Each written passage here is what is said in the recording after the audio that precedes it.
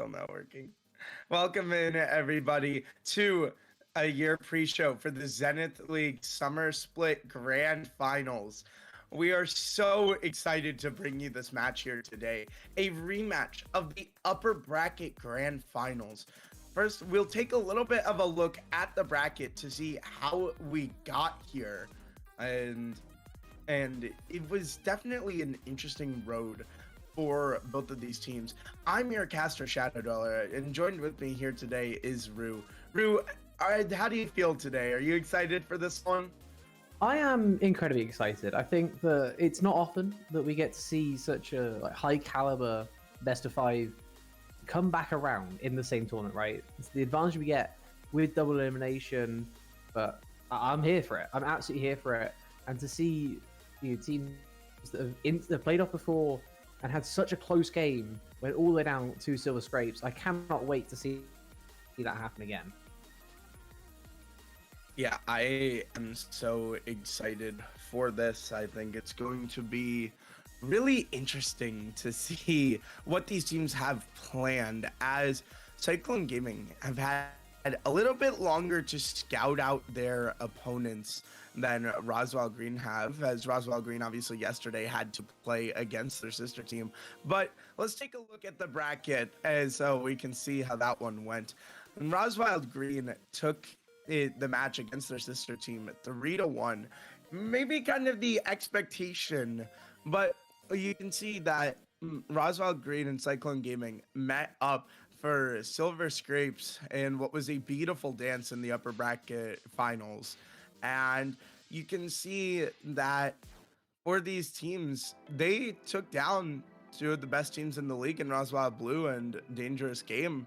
Both teams have earned their spot here. Do you feel like this is maybe how it was expected to go here in this playoffs? It's difficult to say anything else if we're being honest, right? I think the only potential other option is Dangerous Game, who themselves went 8-1 in the regular season, but got ousted without really having to say much about it. Just taking out 3-1, 3-1 to both sister teams, and then it's the other players in the top three. It's everyone else from that top three of the regular season that has shown through in these key moments. Cyclone Gaming going 8-1 as well, and then Blue and Green from Was Wild. They have been absolutely phenomenal, and it's going to hopefully be another great game for us today, as we have a little bit more to show in the final part of the Zenith League. Yeah, and it's going to be interesting to see, do we get silver scrapes again here today? Keep in mind that the way we got to game 5 was an interesting one. It was a questionable draft from both teams in that game 4, where the casters highlighted that there were a lot of out-of-pocket picks, like a Mumu support with Ambessa jungle. There's kind of a Nocturne and a non-dive team comp, and it was a really weird game. Now, that game 4 was dominant by Cyclone Gaming, but there were questions about if the draft went differently. Do Roswell Green find themselves as in the going through the upper grand finals spot? But it's going to be interesting to see, do we have any weird draft comps? Do we have the kind of normal draft comps that we've come to expect out of these teams? Does a team have that back pocket pick? We know that Cyclone Gaming love to do scouting, and so I'm looking at Roswell Green to maybe have a trick up their sleeve that Cyclone Gaming haven't seen coming. And for you, Rue, do you want to see the more weird draft comps? I'm definitely here for the weird draft comps. I am excited to see them if and when they come, but we would expect early on for it to be a little more chill, right? We are playing Fearless, as I'm sure you are all aware by now. So the reason why we get those weird draft comps is because a lot of their normal pocket picks have been taken away. So I would expect to see that maybe a little bit later on in the series. That said, though, there are a lot of different champs that everyone is playing right now. Like, I'm looking at everyone's games from the whole season, And I think the smallest champ pool is something like 20 champions long. It is like absolutely insane. I think the smallest pool is probably an ADC. Everyone else is playing so many different champions that it feels quite difficult to actually condense that champ pool down by using the fearless draft. Yeah, it's going to be interesting to see what players have. Do you go to that champion you've played once? Do you have a kind of solo queue kind of pick? I mean, we know that in pro play, sometimes pros go on ult accounts and practice a champion or two that they've never played on their main account in order to catch other people off guard, catch their opponents off guard. Oh, wait, suddenly you have this really strange pick. Yeah, exactly. Suddenly, you have a Kaisa out of the back pocket, or you're picking Tristana as your ADC, or something like that that's really out of pocket. And so we're going to look to see if maybe any of these teams have that, or they kind of just stick to what they know. But if you just solely stick to what you know, it could be really easy to walk into traps set by the other team, like let's say in that CG have some sort of game plan. We know that they had an extra few days to scout out this Roswild Green team, so it's going to be interesting to see. Now, you said you expect normal draft comps for the first two games. I kind of expect that too, but do you try to catch them off guard early, or do you think that would screw up your team? It's a dangerous game to play, right? It is so incredibly risky to go for that type of maneuver. I think you have to almost be forced into it in the nicest way possible. If you're choosing to make yourself have a weird team comp, if it works, I mean, you look like geniuses, right? If it works, then you look like you are just there from the start. You always knew that it was going to be the right choice, but when it goes wrong, is really when question marks start to be pinged in all chat, and it's a dangerous game to play. I think the later on the series, the more expected it is, the more allowed it is in some regards as well. So I think overall, it's just it's something you should be forced into as opposed to deciding to try and play for it. That's fair enough. Like you said, if you try the weird team comp and it works, you look like geniuses. And then if it fails, it's the story of the series. Oh, bad draft comp game one screws over team for the whole series. That's why they lost. What's management doing? That's literally going to be the story of the series if you go for that and it fails. Now, as you mentioned, all of these players have such deep champ pools. It's how they got here. There's a reason that these players are here in this grand finals. It's because they earned their spot and they were able to survive the fearless format. We saw some teams go down where players were not well adjusted for the fearless format, and therefore they weren't prepared to play on champions that they weren't used to. And I'm curious to see if maybe some ban strategies come out. Hey, do you target the ADC? Do you target the mid laner? Or do you just go with, hey, I don't want to play against this champion, so I'm going to ban him out? It's going to be interesting to see those bans. I think at this rank, it's always a really interesting ideology on what you go for. Exactly. I've seen games where it's a 5-stack ADC ban and the enemy ADC looked so uncomfortable playing on their 8th best champion. But I've also seen it where you go for that and suddenly you get counterpicked in the worst ways imaginable and it just doesn't work. Absolutely. And I think that's definitely something we're going to be keeping our eyes out on. Especially, I think ADC pool really is kind of the weakest in terms of depth across both of these two teams. There's not a lot of crossover in terms of champions that these guys like to play, so they might be able to escape, but I'd expect a lot of prior on the Xayah, a lot of prior on the Yanara, and maybe even some Sivir as well. All three of Dr. Mate's champions are things that Ara plays, so I wouldn't be shocked if Cyclone went that kind of direction, either banning or going for those early picks on the blue side. Everything else is kind of up in the air. We're not playing in the realms of you have to have the top meta picks at all times. There's a lot of flexibility within these ideas. There's a lot of different ways you can go with things. I think especially looking at ADC, is where it's probably narrowest if that ever comes into things. But at the same time, it could very well also just not come into things, right? Yeah, we may see just the classic bans of I don't like playing against these champions. That's more what we kind of saw with the first three bans for these teams last time, where they generally kept certain champions banned throughout the entire series, and they didn't really let. I think it was about 4 champions that stayed permabanned for the entire series, and so going to be interesting to see what they want to do. And so I think it's always an important thing. I would love to see maybe that ADC pool get narrowed down. Yes, you make the other lanes a little bit stronger, but we know how important these ADCs are to their teams. For the side of Roswell Green, I highlighted it last time I was casting the upper finals. Dr. Mate and Knight are so important to this Roswell Green, and this team lives and dies by them. Yes, Gusano, Jin, Cubis, they are great players, but this team lives and dies by the carries. And for the side of Cyclone Gaming, you will have Ara playing, who we did not see last time. Last time was Palomito and Sekiron, but I haven't seen as much of Ara, but I've heard that he's really strong. But for the side of Cyclone Gaming, it's a bit harder to kind of shut them down because Fronta and Fido can also carry them through these fights.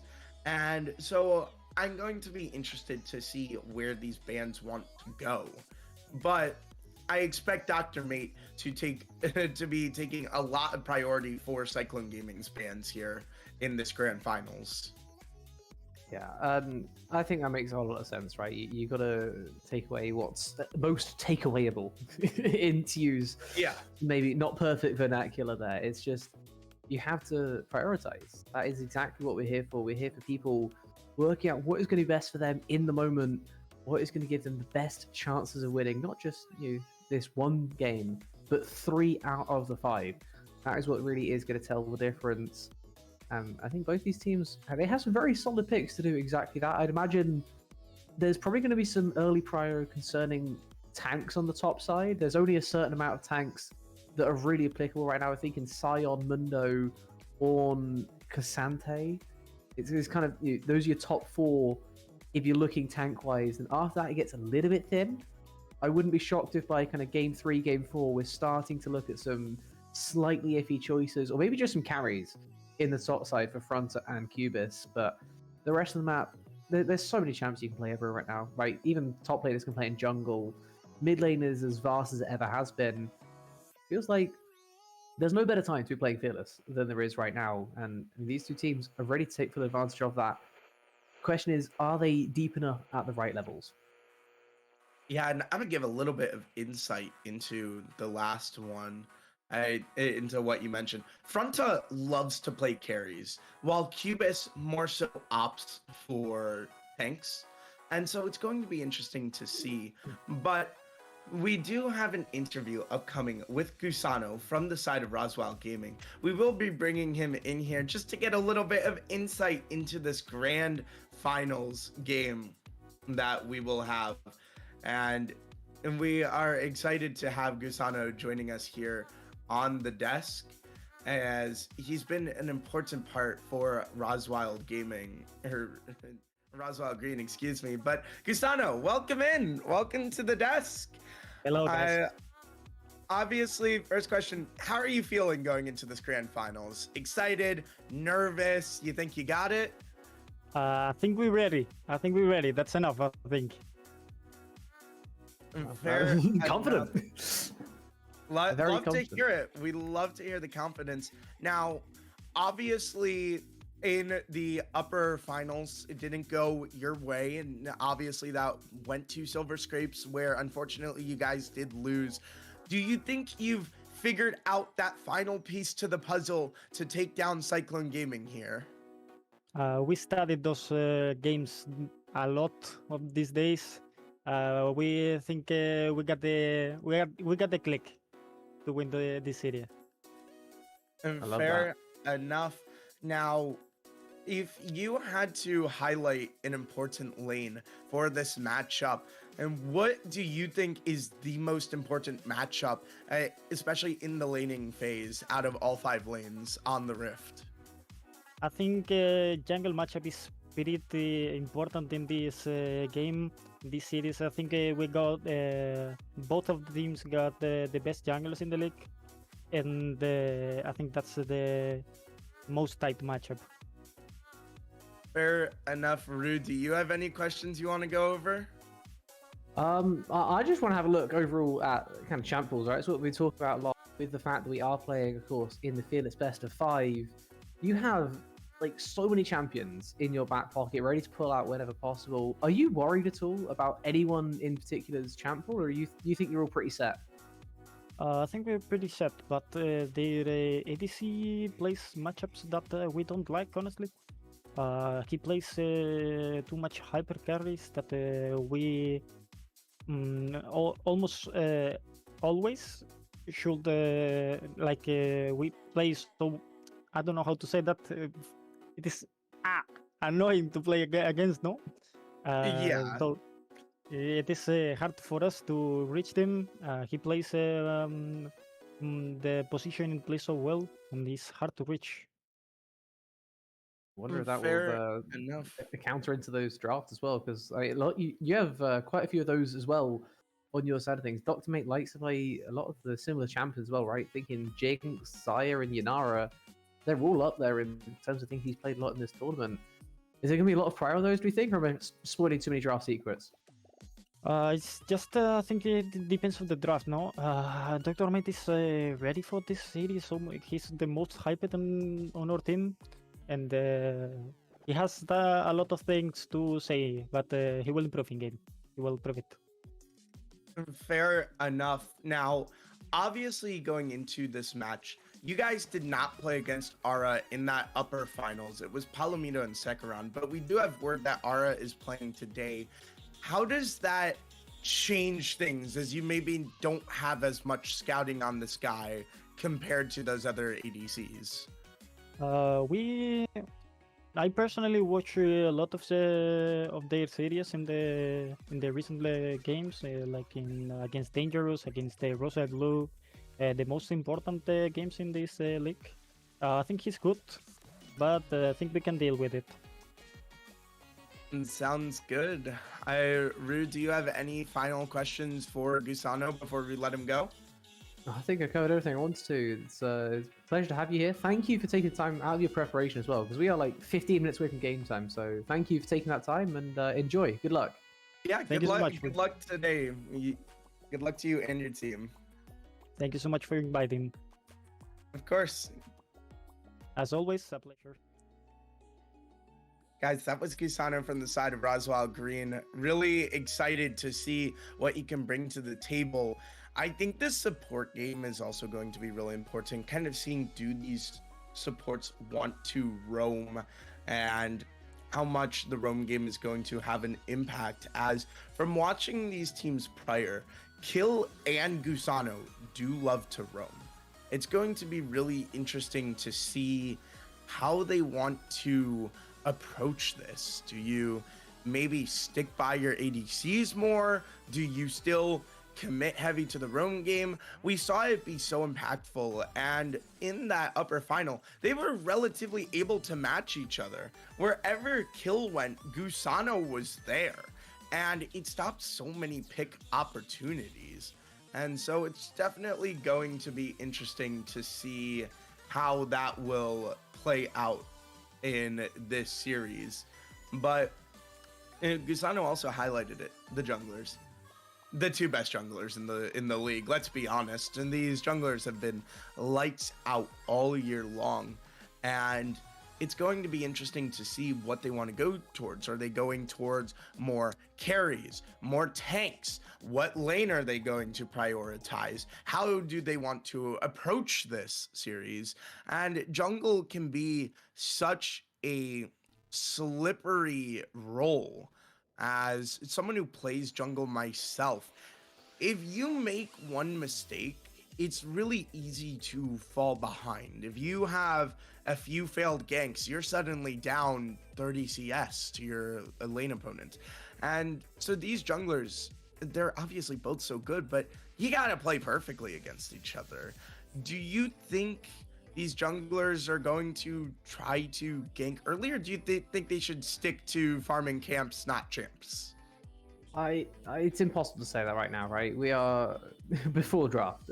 After draft, then we can start having those talks. But when we don't know what champs they're going to be playing, it's impossible to say, right? If you end up with something like a Karthus, then you're probably not ganking as much as you might do if you're on something like Lee Sin, Wukong, maybe even the Viego as well. That I know Fito likes to play. I mean, that's another thing to really point out. Fito has played. I don't even know how many games we have here. I think it's like 27 games, and he has only 5 champions he's played multiple times. He's played one game of literally 14 different champions. He played one game of 14 champions in the jungle. His champ pool is so vast that he's going to have so many different ways of playing the game that you can't just nail him down to one type of playstyle. Yes, but the only thing to keep in mind about that, if you're the side of Roswell Green, is maybe he doesn't feel comfortable on a jungle champion. That's the problem. Is yes, he's played a lot, but what this kind of, as someone who has more 3 main champions and then some others that I play, when I can't play my 3 main jungle champions, I obviously Vito's a lot better than me. So I'm bronze. There's a reason he's the one on Cyclone Gaming and I'm not. But I know that when I'm suddenly off those champions that I've played many times through, I start to feel a bit more uncomfortable and uncertain. And so I'm curious to see, obviously he's going to get some of his champions he's played a lot, but when he's on those other champions that maybe he's played once, has he been practicing them in solo queue, or is it going to be an uncomfortable situation for him?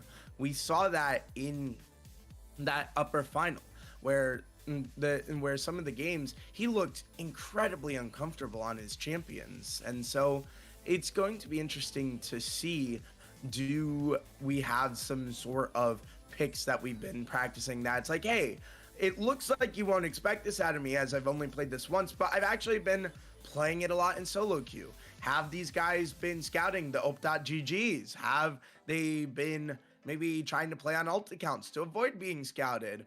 Whatever it may be, it's going to be interesting to see what Fido can do with his champion pool. Absolutely. Well, I think we are all out of jungle to be looking at. We are trying to get a second interview for you all, but if that isn't going to quite work, then we do have a backup plan. We can have a quick look at the teaser right now, I believe, and then maybe head over to that second interview if that would work for production. Is that all right, or we got the interview going? Hold on, I may have overstepped. I may have gone too quickly. You started an objective without smite, clearly, as yeah. It looks like we'll have our interview ready here in the next few moments. But real quick, another matchup I want to highlight is these top lanes, as Fronta likes to play more carry top lanes and Cubis likes to play tanks. It's going to create an interesting dynamic. You highlighted that there's not that many tanks, but Fronta isn't really going to be taking away Cubis's champions. He likes to play things like the Gwen, like the Fiora, champions like that will be more of your carry. And that's why I said before, it may be harder to kind of limit the carries of Cyclone, is because you have 4 guys who can take over the game. Well, for Roswell Green, Cubis and Jhin are great, but when I've watched this team play, they live and die by Knight and Dr. Mate. And if those guys get behind, they stay behind. And so for Roswell Green, I need to see a sort of step up, especially from Jhin. As yes, he is one of the best junglers in the league, but again, you need to be there to support Knight, to support Dr. Mate, to say, hey, you guys are not carrying this game alone. You cannot put the weight of the world on the shoulders of just your carries. And obviously, Cubis plays more tanks. He isn't really a carry role compared to Fronta. So it's going to be an interesting dynamic to see there. As I would say that in that upper finals, Linkazo in some of the games did not have the best series of his career, but Fronta was there to step up in place of him when he was having those rough games. Fido was there to step up when Linkazo was having rough games. When Palomito was struggling, the boys were there to step up. And so I need to see this support from the side of Roswell Green in terms of helping your carries out here in this one. It's gonna have to come down to that. You're talking earlier about the Rome battle as well, and I think that's another thing we have to consider. But the Rome battle only goes as far as the ADCs that you're playing with, right? If you're playing with a champ that needs the constant support, then you're not gonna be able to match as easily as you maybe want to, right? If, for example, Ara is playing something like the Jinx, you leave him alone, he's dead. Especially if Dr. Mate's on something that he favors, like the Caitlyn, like the Varus, something a little more aggressive. You cannot leave him alone in that 1v1, and that's going to allow Gusano to maybe have that early prio. He's going to be able to move first, but Akila's going to have to stay back, going to have to protect his ADC first. And that might be the game changer. That's why we talk about the roams, and yes, it matters, absolutely, but what matters a little bit more is maybe what champs everyone's playing down there to be going roaming on. Yeah, I gotta agree with you there. Now, in the next few moments, we will have Fronta coming in from the side of CG. The man we were just discussing is so important to this team. As, like I said, I mean, in that upper finals, if you missed it, Linkazo had a few bad games. Who was there to step up? It was Fronta on the Gwen, on the Fiora. Fronta almost solo ended a game while his team died at Baron. And so we know this man has so much firepower and so much potential in his gameplay. And so it's going to be interesting to see if he can come out with that spark here in the series, as it felt like in that upper final, he took a little bit to heat up, but once he did, the man looked unstoppable. And speaking of that unstoppable man, let's get him brought in for an interview here on the desk. Fronta, welcome to the desk. I gotta know, how are you feeling? How are you and the boys feeling for today? You excited, nervous, just happy to be here? We're happy to be here. We are excited. We were willing to play this game, and we were just expecting what we are going to be against. But yeah, really excited. Love to hear it. Now, obviously, that upper finals went to Silver Scrapes. Maybe not as long as you guys were hoping the series to go, but obviously at the end of the day, it did turn out your way. Now, do you think you've figured out the kind of the missing piece to the puzzle to make sure this doesn't go to 5 again and make sure it goes your way? I mean, we kind of stick to our game plans, but yeah, for sure, we tried to polish some kind of mistakes. We tried to improve our weak points, but again, we are playing against other 5 people who will give all the best of them. We know they play really well, so it's everything up to how the games come around, and I cannot say for sure we won't get to game 5. It will be exciting for sure if we do, but yeah, we will try to avoid it, but we will accept it if it's the outcome that needs to be played. Fair enough. Now, if there's a lane matchup you had your eye on as like the kind of important lane, whatever it may be, whether that's just not falling behind, getting ahead, what lane do you have your eye on for this matchup? Gusano said he has his eyes on the junglers. Do you agree with that, or do you think there's a more important lane, excuse me, to look at for this matchup? I think he's pretty right. I mean, I agree with him that we have both of the strongest junglers on the league, and all of the game plan more or less kind of goes through that. So we have to make sure that there is not a free game for their jungle, so he can not walk freely to wherever he wants to, because he really makes a difference and he really punishes. So That's yeah, I agree with Gusano. Yeah, we will be more or less focusing there. Fair Pretty enough. good. Rude, do you have any important questions for Fronta here? I'm gonna double back on what I was talking about before. The other side of things, thinking about our selection, at least in terms in the draft, we have quite a lot of champs in common between you, Fronta, and Mr. Kubus on the other side of the rift. Thinking, especially your Scion, your most played so far in the Zenith League, as well as you things like the Ornn, and maybe even Mundo might be taken by Jin in the jungle. How do you feel about the depth of your champion pool going into the series? It will be a thing, and I feel comfort when it's in terms of getting in the weak side and taking that everything on the other sides are pretty much even for us. But yeah, that's a fearless draft, so it really makes a difference. And my champs won't last forever, so we have to really manage the outcome of those champs, see how many of them they want to take away from us, because they in like 2 or 3 drafts they can mostly take more than half of my champion pool. But yeah, I will try to adapt as much as I can, and we will see what they decide to go through. Now, I know you're not exactly in their lane, but I am interested to see what you think about the bottom side of the map as well, because there's a lot of similarities down there in terms of playstyle and in terms of champions. Who do you think has got the edge in that 2v2 lane? It really comes up to the matchups, I think. So they really know how to play in that rotations with the jungler, with the support with them, and we really have to really be careful with if they want to stick down. But yeah, I think we can match that 2v2, but all comes to the who have the lane pressure and absolutely the gameplay. But it can always be a change. It always can happen something that changes the path of the game. So yeah, I don't have full confidence. I really think that Rosewild have really chances, but so do we. So we will have to try our best because otherwise it will be difficult.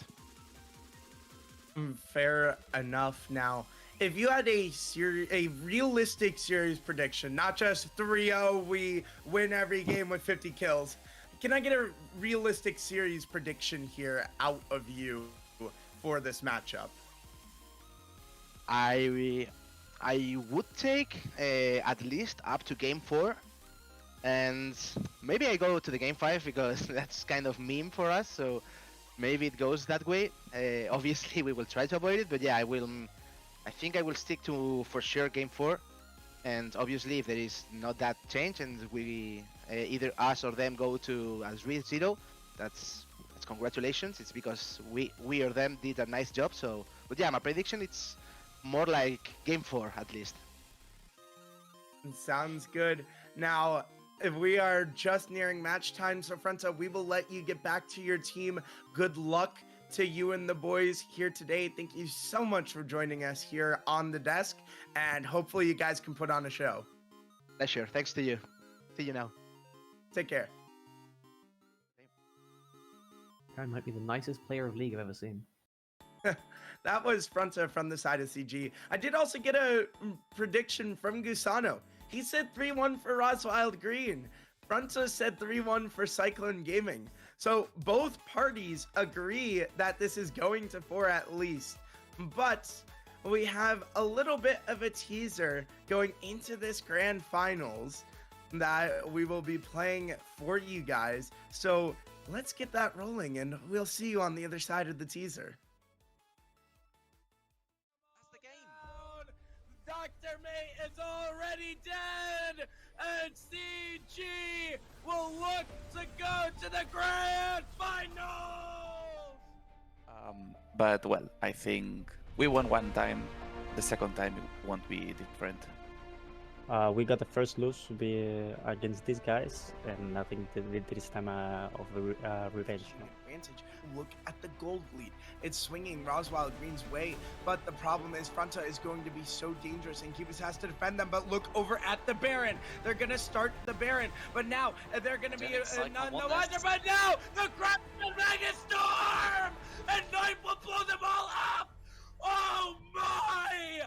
As everyone going to be dropping. Fronta looking to end this game, but it's not It's going up to be to enough Fronta. between Zenith and Turret. It's all down to But it him. just may be enough. Fronta gonna He's look winning. to give it to stop him, but Knight is here. I'm the last member that joined the team, so the things that I saw when I came inside, the most cohesive team, and in like terms of mental, of treating each other. I think in amateur, apart from your gameplay, that's really important. The mental strength to come back when you're losing. Be in the middle of them all, and Jane gets a massive ultimate, but it just doesn't do enough damage, and the passive wasn't stacked enough. The Arcade Storm's gonna be right out onto the Linkazo, but Fido's gonna be going after them, and Nakabate's already down, and Cubis can do nothing but watch his fate be sealed, as Fronta just gonna go in on the Knight. Knight will be the only living member to tell of what just happened. He will be the last one left to defend this base. We are the best jungles on the league. And Cubis electing not to take the inhibitor turret, but for the side of Cyclone Gaming, when are you gonna get that next fight chance? As this may be it. And for the rest of them, his kill's gonna go in, but now Linkazo forced him out to stop watching. He's not gonna be there with the team as the Crescent Guard is gonna come out, but Fido's in the middle of them all. And Fido gonna go down. Jin now spinning around, dancing like a ballerina between all of them. And Palomino will drop. Now Linkazo left alone. And Gusano gonna flash forward and end it as the winds of warfare will sway in the way of Rockford.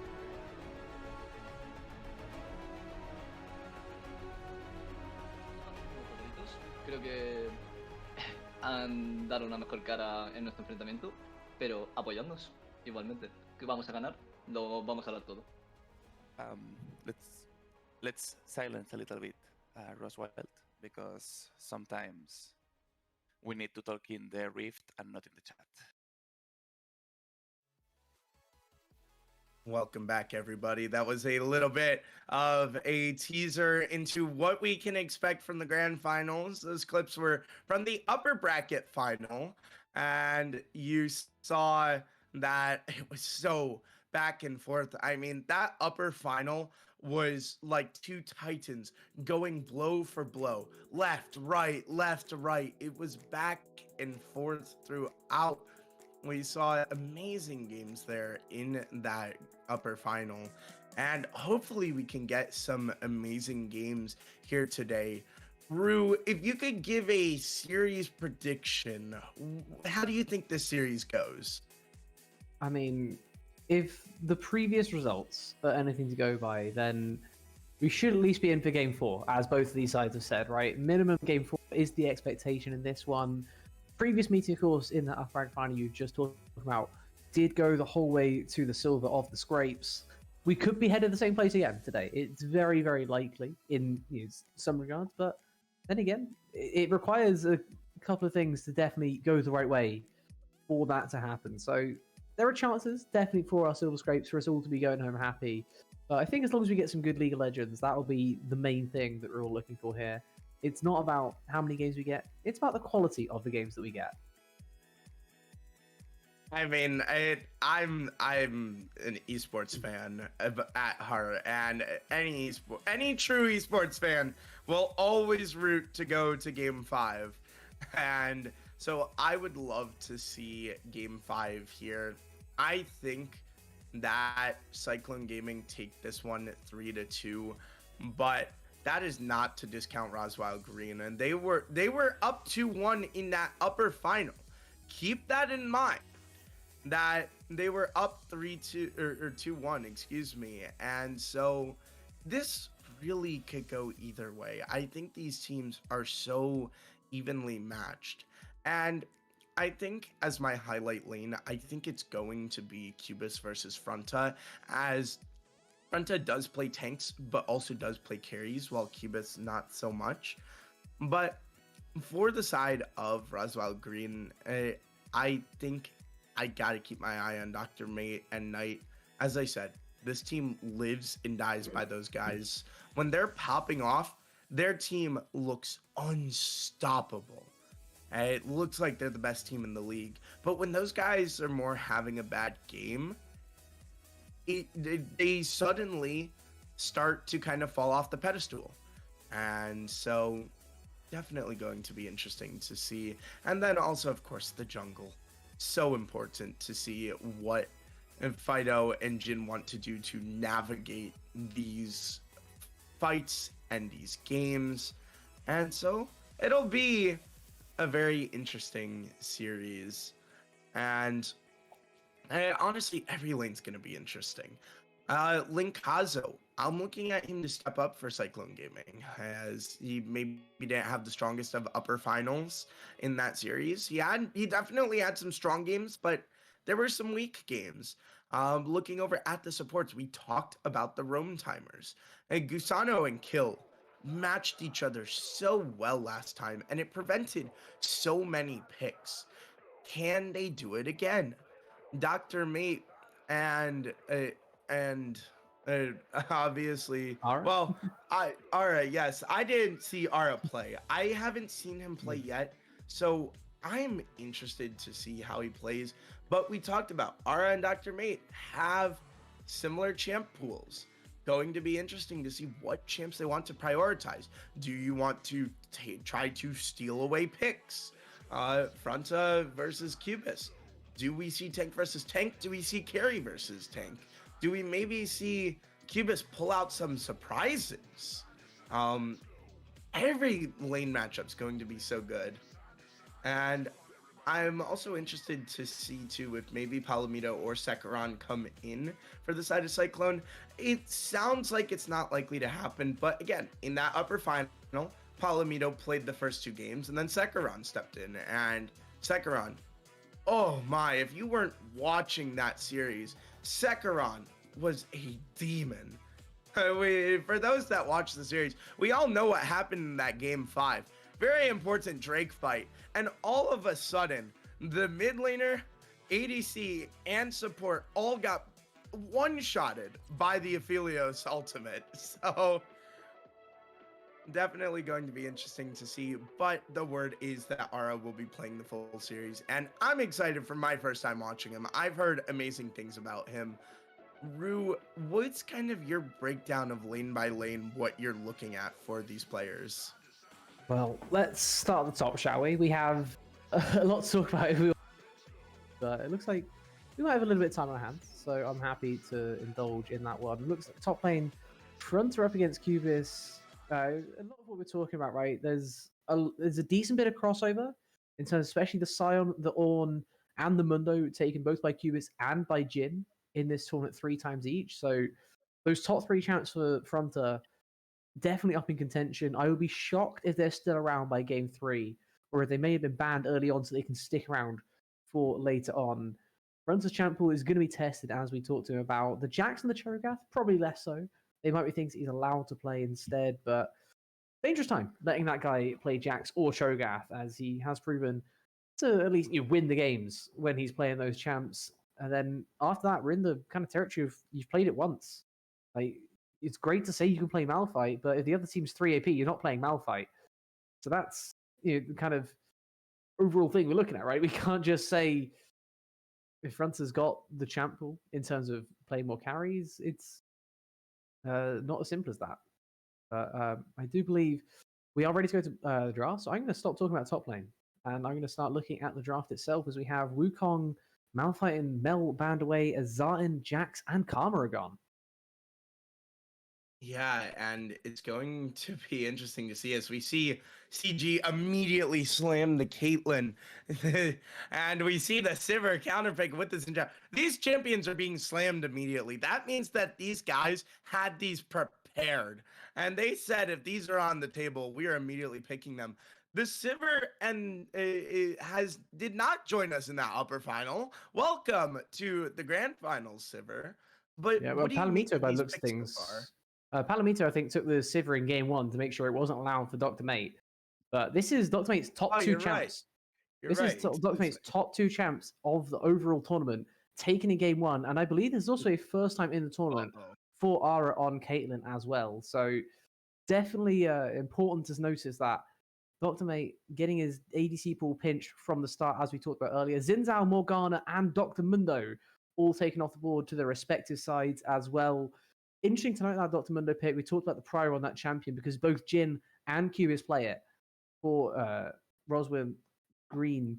So big for Cyclone being able to steal that one their way as they're going to take Victor on R3.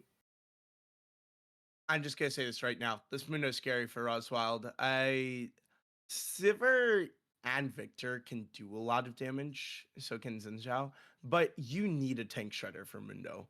And this Mundo can go top lane or the jungle, which is part of what's scary. And we will be finding out by the time R5 rolls around, but we do see the Seraphine and the set banned out. But for Oswald Green, I need to see a bit more tank shredding. Victor can scale up into that late game, but Mundo becomes a menace really early.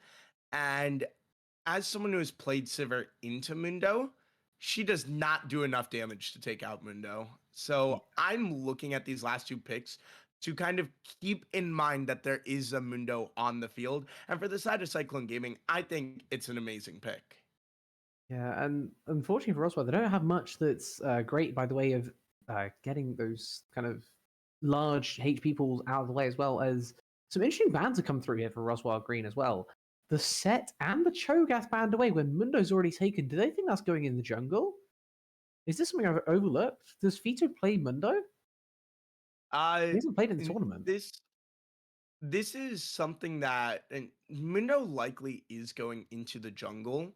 I'll say it now. It could go top lane, but Set and Cho'Gath are also two champions that could go into the jungle. Now they're usually top laners, but definitely a little interesting to bank on this being a jungle Mundo. That is odd. But who knows? The players know each other best out of anyone here. Maybe you've ran into him playing Mundo jungle in ranked. We don't know, but no, it'll be a Mundo top with the Viego locked in. Yeah, I mean that's an odd set of bans there from Roswell Green. I think they just a couple of them away there.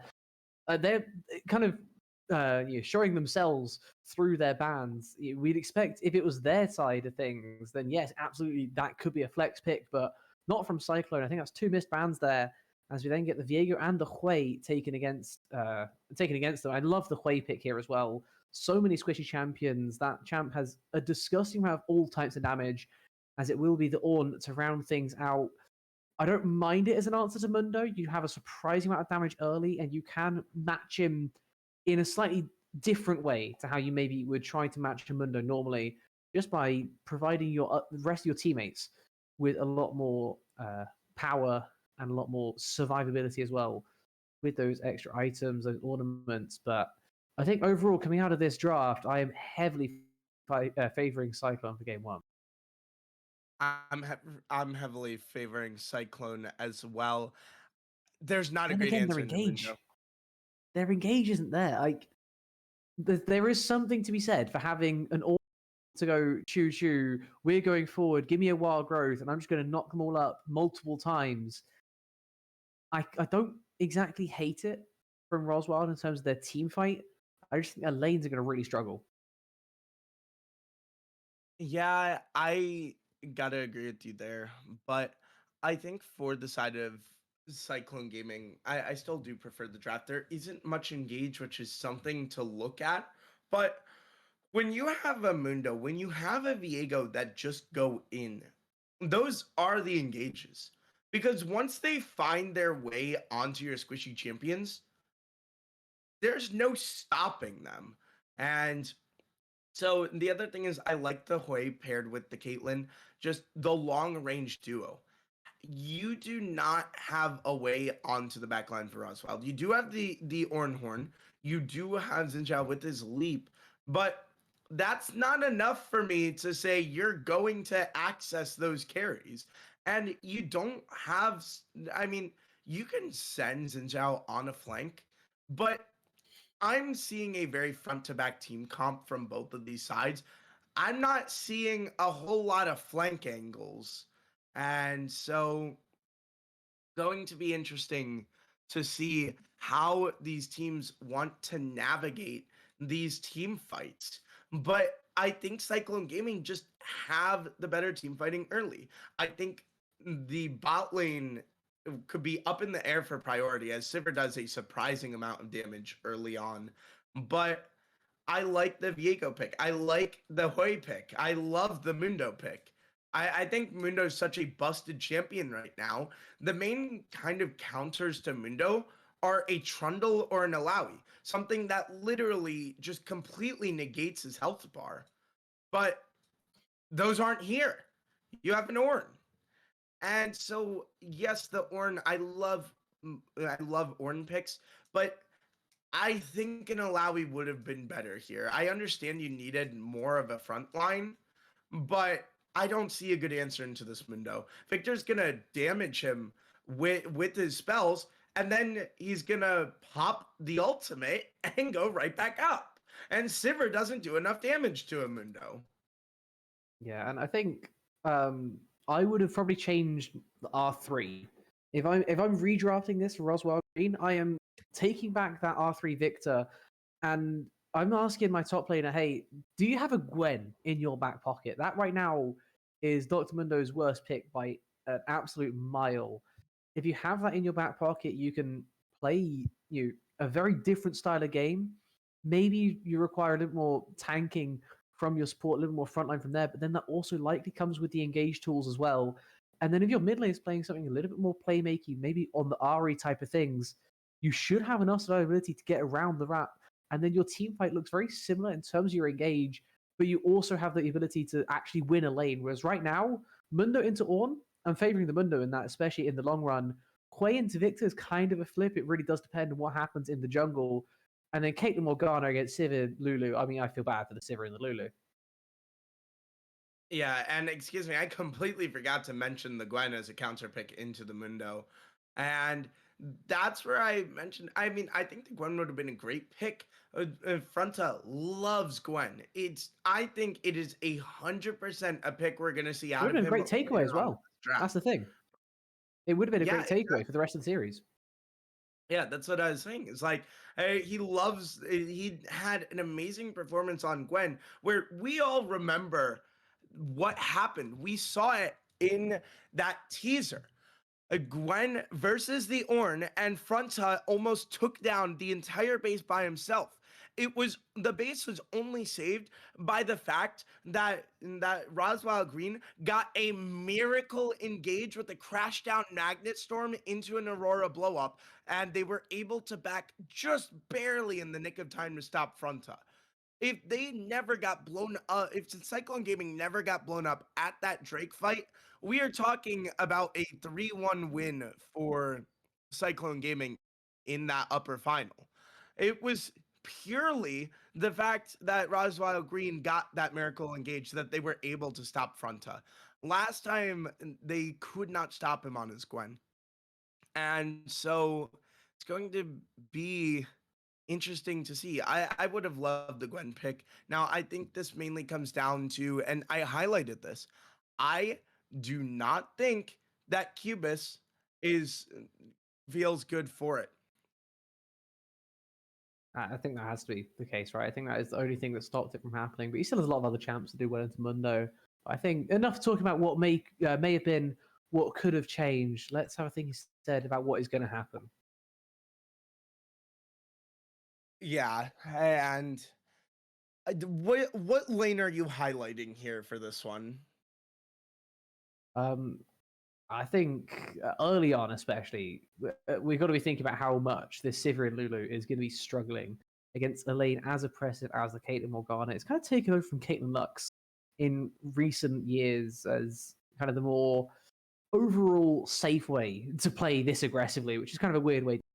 But exactly what they do, Caitlyn Morgana is such a bullying lane, so much CC and so much damage as well coming along with that guaranteed CC that Caitlyn can land. As soon as Morgana hits a Q, you're suddenly rooted in extra time, headshot, and taken down below half HP before you can say anything. That shield of Lulu is not going to do enough. Yeah, and I don't know how much I like the Lulu in this matchup.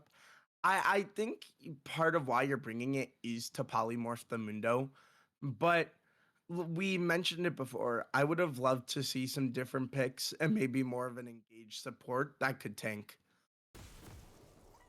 Well, that would be But very nice. ladies and gentlemen, we will start to get into this one here. Welcome to your Zenith League Summer Split Grand Finals. It is a rematch of the upper bracket finals between Cyclone Gaming and Roswild Green. The only thing that could separate these two teams last time was a silver scrapes and a game 5. And these two teams are hungry for a victory here and to call themselves the tournament champions. But that title only lays ahead for one of these teams. So all 10 players will have to step up and play at the top of their game if you wish to claim that trophy and that title. Welcome to your grand finals. It is Cyclone Gaming versus Roswild Green.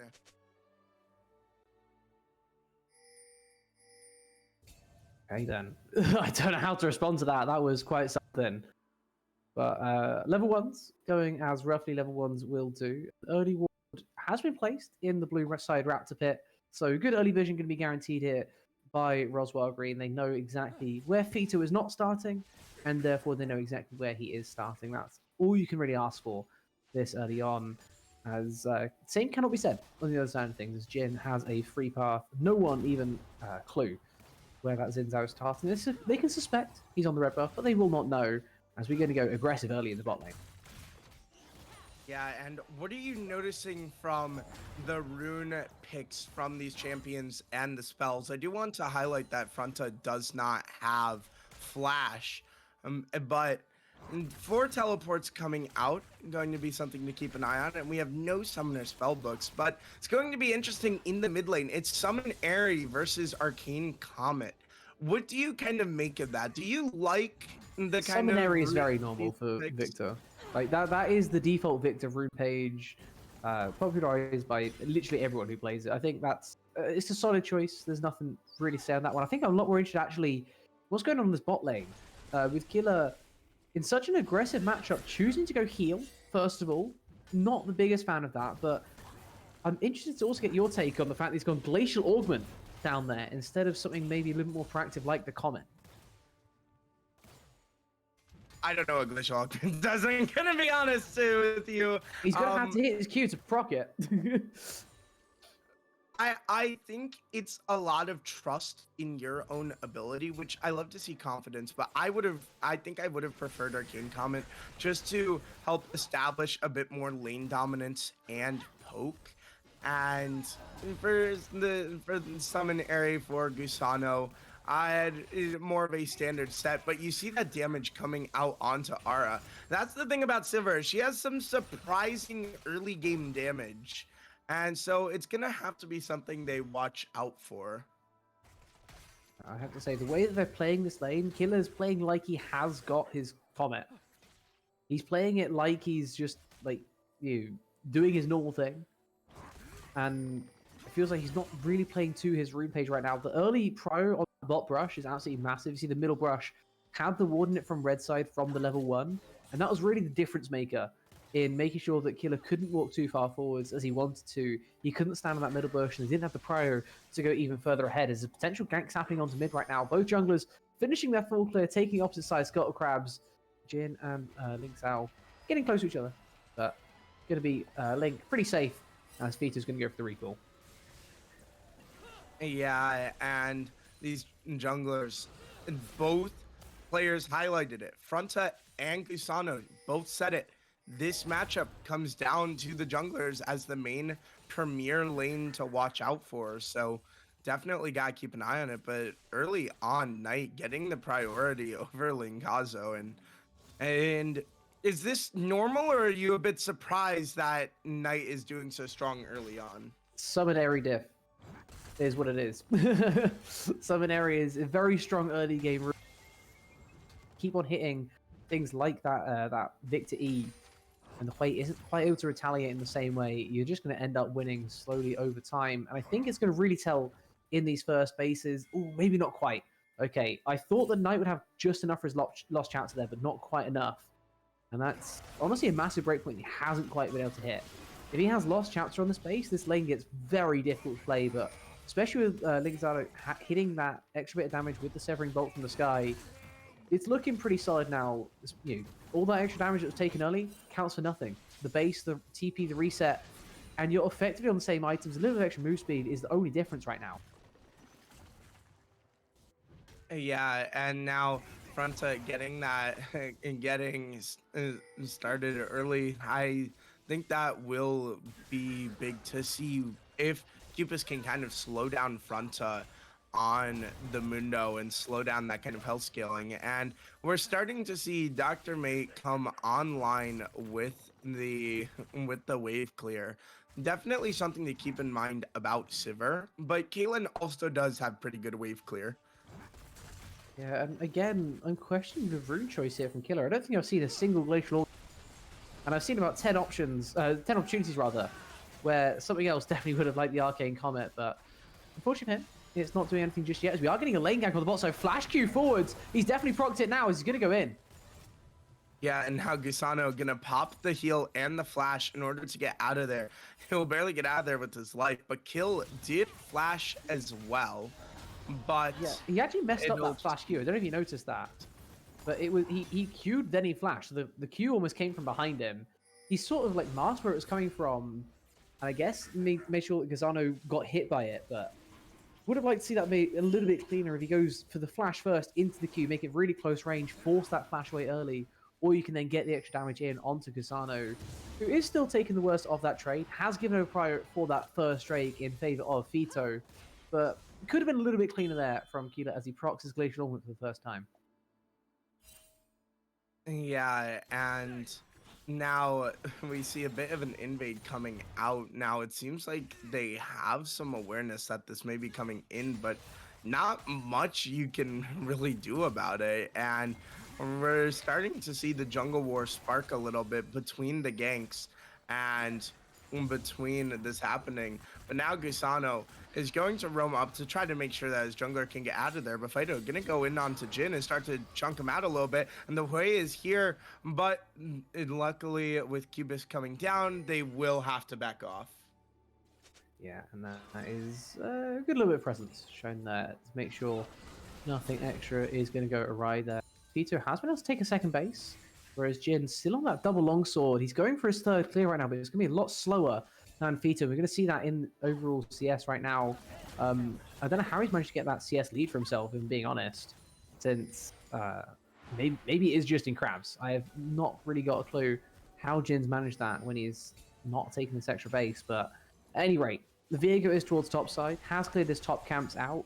Would like to see him have also cleared those bot camps before the grubs are being taken, but choosing to go for the grubs instead is a little bit of a sacrifice, as maybe a sacrifice is the right word for what's happening to Dr. Mate, as Dr. Mundo is running him down.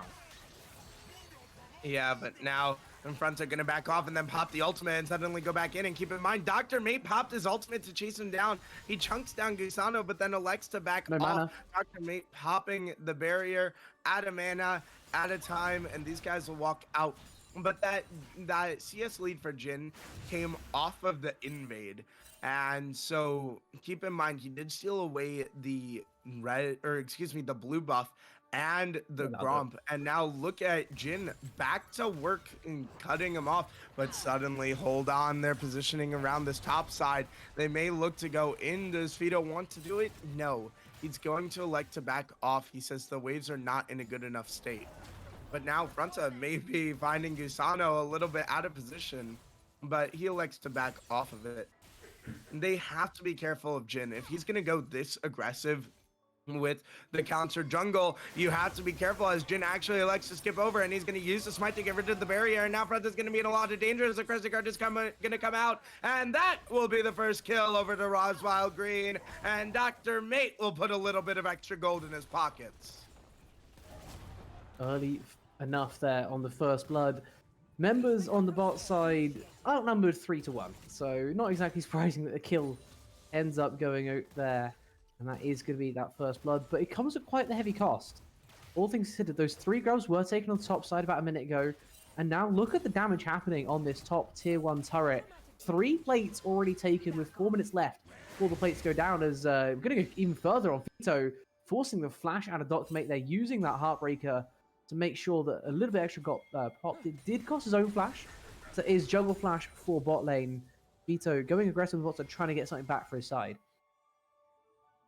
Yeah, but and that is Vito's ultimate gone, and how Jin's presence is going to be known, and they will have to back off. But look at the CS difference. It is Linkazo, hold on, in a lot of trouble. He's going to flash and use the ultimate, and Knight almost perishes. But look who's here. It's Gusano to make sure that his mid laner is staying safe. We are seeing Kill electing to stay with Ara, and it's letting Gusano get a lot of map-wide pressure, but it's putting Dr. Mate in a lot more trouble. But look at the CS difference for the ADCs. While that is a kill. As a kill, That's a kill's worth of gold. Kill's worth. And this is what we're talking about, right? When we talk about the roams, it's who you're playing that matters a whole lot more than maybe who's roaming off of who, as it is going to be bot lanes meeting back up in the bot lane itself. A second plate should be going over here to Roswell, though Dr. Mate accidentally taking a couple of turret shots might cause him to have to stay around a little bit longer than he would have wanted to. Gusano going to help out with that plate as well. Good macro movements over here from the side of Roswell Green. Getting plates on both sides of the map that should not be allowed to happen from Cyclone, but Fronter deciding that instead of going to his base, he's literally going to walk from the bottom of the map to the top. I think it would have been faster to take the base, and you could have got some items as well. His choice at the end of the day, but I think an interesting choice to say the very least. This is also an interesting choice from Gusano. Very nearly caught out by the Spectral Wall there, Fito. Yeah, and now the Drake is spawning, and look at the positioning of everyone. Top laners do have TPs. They can come join this fight, but do Cyclone Gaming want to challenge this? They are opting to back off, so we will wait to have our first big team fight, as it'll be one Drake apiece. But how big do you think that is? And do you think it's the right idea to not fight there, or do you think maybe they should have gone for the team fight? I think Cyclone would have fought if they had the item on Ara. I think that is the only difference right now. The fact that he doesn't quite have Collector on that previous base. We're going to get 3v3 happening here. Vito is unknown. Yeah, but now Gusano's just going to be dropped to Vito, and the Crescent Guard is going to be popped, and Kill is going to be the target and in the middle of it.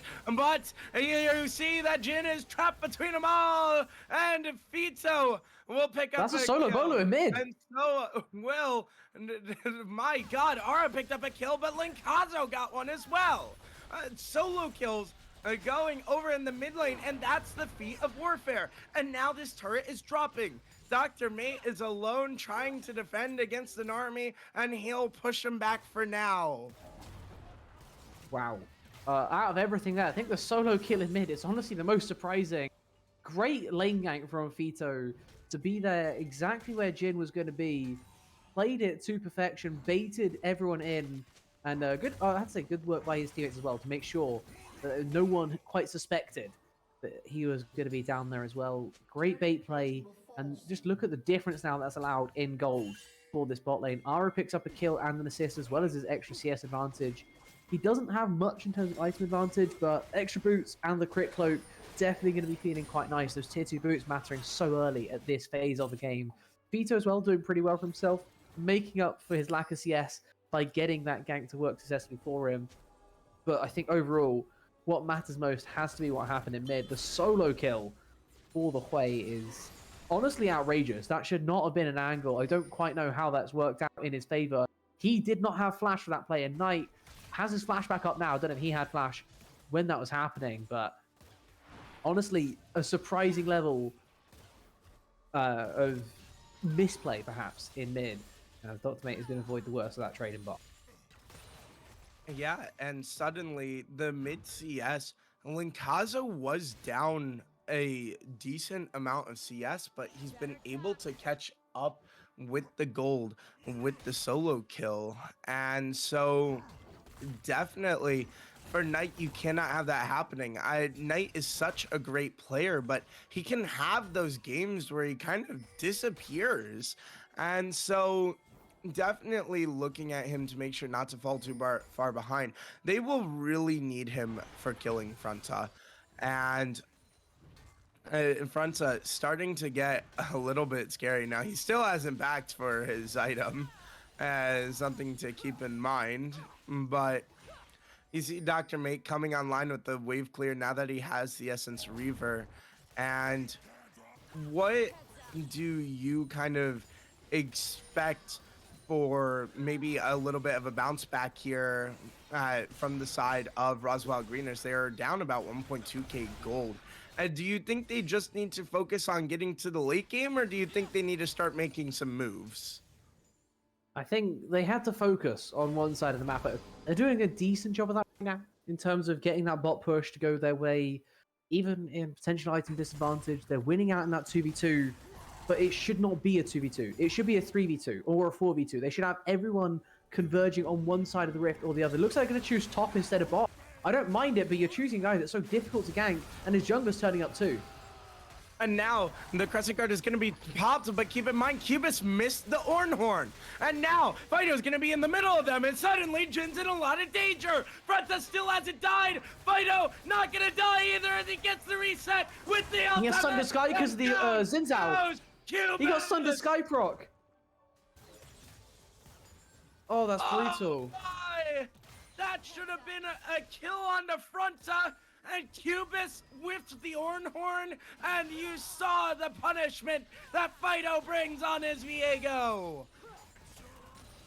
That is a brutal engagement, and I'm advocating for them to start making plays, but you have to make plays at number advantages when you're starting to lose the game, and now the game is getting worse than just slightly losing.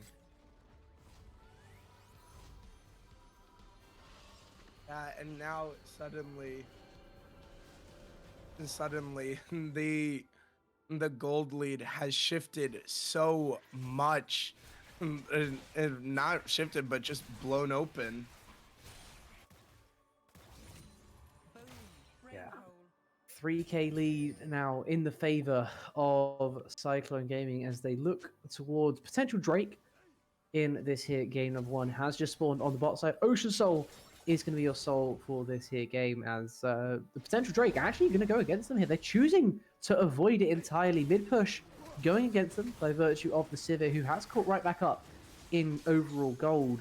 The Drake going to go the way of Roswell Green. I think perhaps a macro misstep here from Cyclone, choosing instead to make a play aggressing on the top tier 2. They do have Rift Herald in their favor, but they could have similarly just used the Rift Herald mid, get that mid tier 1, and then gone down to the Drake and taken a massive team fight where they had the advantage. Yeah, and now you see that the top tier 1 has fallen as well, and Shelly will go down without much contention. But what do you think that Roswell Green have to do? They slow down the pace? Do you think they just need to play for picks? I mean, what's going wrong for them here? They're not taking the smartest of fights. I do like they just took that Drake. I think that's a great timing to go for that exact play. They've got their Sivir back in the game, but the issue is the rest of the map. As we see from the gold at the bottom of your screens, it's 500 down in mid. It's 1,000 plus in the jungle, 1,000 as well in the top lane. Your bot lane is the only lane that's kind of similar right now, and unfortunately Sivir is not strong enough by any means at this phase of the game to keep you in it. You have to have someone else stepping up as well. Going to be close to that second item. Looks like they're going to choose to go towards the Navori Flickerblade instead of IE second. I don't mind it, especially when you're behind. Getting that second item is incredibly important, but overall I think it's just going to take a little bit of patience to find the right play, not just the first play. Yeah, and now the gold lead hovering around 3.7k, and for Roswell Green it's starting to get dangerous, but you do see that, and they are trying to look for a pick, but they're looking at Fronta, maybe not the guy you want to look to pick, but look at the damage on them from Knight. This is exactly what I was worried about. And Knight's Q just did absolutely nothing to Fronta. Yeah, and I mean, that's the way things on the Victor. Right? Only one item still at 20 minutes. You're going to start falling behind that power curve. You're not going to do as much damage as you might do. Surprisingly, Dog'Smake's sticking around after clearing out another midway here. He has item in base, 100%. He has that Flicker Blade. He should not be on the Rift right now. He should be basing so that he can go towards Khan. If they want to make something happen, you have to either have numbers plays or force objectives to get the other team to fight you when you want to be fought. And unfortunately, not doing that right now. They need to take advantage of their item advantages when they can have it, right? Choosing to go Flicker Blade against someone who's going IE, you get that item quicker. You have to be taking that base as soon as you have it. He's taking too long, and again, he's missing another timer to go base. He clears out the wave so quickly, but instead he's roaming down to bot lane, and Link sees this coming because he's clearing the Krugs. Yeah, and Jin wasn't ready for him to be on the Krugs. That could have been a big moment, and he just, that could have been big. But of course, you were sitting on the Grubs for some reason. And again, he's not basing. Yeah, and now there's going to be some danger in the top side from Cubis, as Fronta and Fighter are just going to look to go forward, and Fronta doesn't care about the turret, and he doesn't care about your life, as Cubis will fall yet again. But over on the other side of the map, the Otacon is started up, and there's going to be no contention. I think overall, if the Ornn's still at his flash, this is definitely a positive play for Roswell Green, as while they may have also given up mid-tier 1, it's overall going to be absolutely fine as long as you're keeping some form of pressure in terms of getting these objectives. You have the time available to really scale into this one, right? You have 2 Drakes to your name. It's going to be about kind of 12 minutes until Soul is really a threat. If the enemy team gets all 3 of these next Drakes, you have that time to play with. As I'm saying, getting that objective in your favor could potentially stall things out a little bit longer. I think Cyclone, they're going about it the way that they want to. I don't mind it in terms of doing something aggressive on the map, but I think forcing the objective is going to be a much better choice there from their perspective. You killed the Ornn, but what else did you do? You got mid-tier 1, but that's because they went for the objective. The top tier 2 turret already didn't exist. You didn't get the tier 3. You effectively did nothing with that extra pick. That extra time that he wasn't on the Rift. You didn't gain anything from getting that kill. And now, I mean, he's tanky enough to survive this kind of a trade. Nothing really happens to the detriment of Roswell Green. If anything, they get a positive because you gave them the chance to go to the Atakan. I think a slight misstep there from Cyclone. Yeah, and something I'd like to look at for items is for Dr. Mundo, I prefer building Heartsteel first rather than Warmogs, but now it looks like a fight's gonna break out, and suddenly Fighter's gonna have to flash away as Gusano's gonna be chunked down really low, but Dr. Main's here, Jin's gonna go in with the Crescent Guard to flash away, but now a teleport into the Look mid. how much stronger Cyclone are. Here comes Cubis, and the Ornhorn's gonna be called as Dr. Main's gonna go forward, but Aura has his shield down, and he's not gonna go down, and Jin is in a lot of danger, and Fronta has found your AD carry, and everyone's gonna start falling. Now, the ace of the hole gonna come out on tonight. And Fronta says, hello, Gusano, where the hell are you going? As he looks to push him back, and it is 9-1 in the kills department, and Cyclone Gaming are dominating the Rift. Massive, massive play there for them. And it's just not a good time to start fighting, right? You look at item spikes that occurred for Cyclone. They have that Warmogs plus Heartsteel that you was trying to point out there on Fronta. He has that 2 item spike on Mundo. He will go where he pleases. He will do exactly what he wants. Viego at 2 items, Quay with 2 items, Caitlyn as well with the 2 of her own. You just didn't have the power to match up against them in a straight up fight. You have to find a way to get numbers advantage somewhere on the Rift. And unfortunately, they did not do that, and now they're paying the consequence. Down 8,500 gold. Objective bounties have long since spawned. And this one here feels almost like a matter of time for game number 1 already. Yeah, and the gold lead, it's out of control. Roswell Green, you gotta figure something out. Look at the top side of the map for them. 0-3 on Ornn, 0-3 on the Xin Zhao. But the good news is you do have some good vision set up, but you can see there's vision spread out across the map. And so for the side of Roswell Green, you have to play off of this vision and find a pick. The problem is Ara is always accompanied by his best friend Kill. You're not going to find a pick onto him. I think you got to try to catch Linkazo in the wrong position.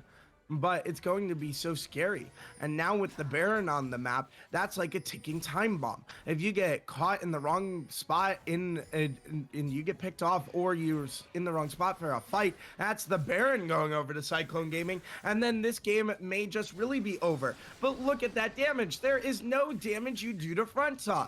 As look at the you have to be health way bar, more careful and than look being at as that well. damage, and Knight may just be going down here as Fronta's gonna look to run him into the dirt as the Arcane Storm comes out, and Fronta beats him back in. Oh, Knight, what are you doing? You went back in. That's a Mundo, and he has to flash out of there. Fronta popped his open over in the top side. Fido's gonna look to go in as the Crescent Card is popped in. The Orn Horn's gonna be called, but Fido in a lot of danger, gonna be able to avoid the Orn Horn, and he will just barely get out of there. Now, Knight is coming back from the base, but Fronta breaking down the turret, and we know what Mundo does. He goes where he pleases, and he will break your whole economy down, as the businessman is definitely in business, but the Baron has been started, and there's no TP on Fronta. You have to back out of this because of that.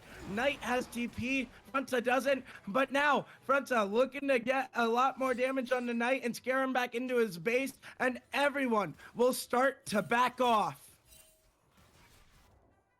And that is another big overall macro play going in favor of side. Have done all through this game. Jin going to proc that passive at least with that third hit passive on the knockup on his Q, but Fronta just doesn't care right now. He is way too tanky, way too strong, and starting to build towards that Titanic Hydra, which is probably going to be the break point that sends him and the rest of his side over the top in game number one. He is just waiting on that third item for himself. Speaking of third items, they are starting to get at least considered by a lot of our players on the Rift as bases come through for the side of Cyclone.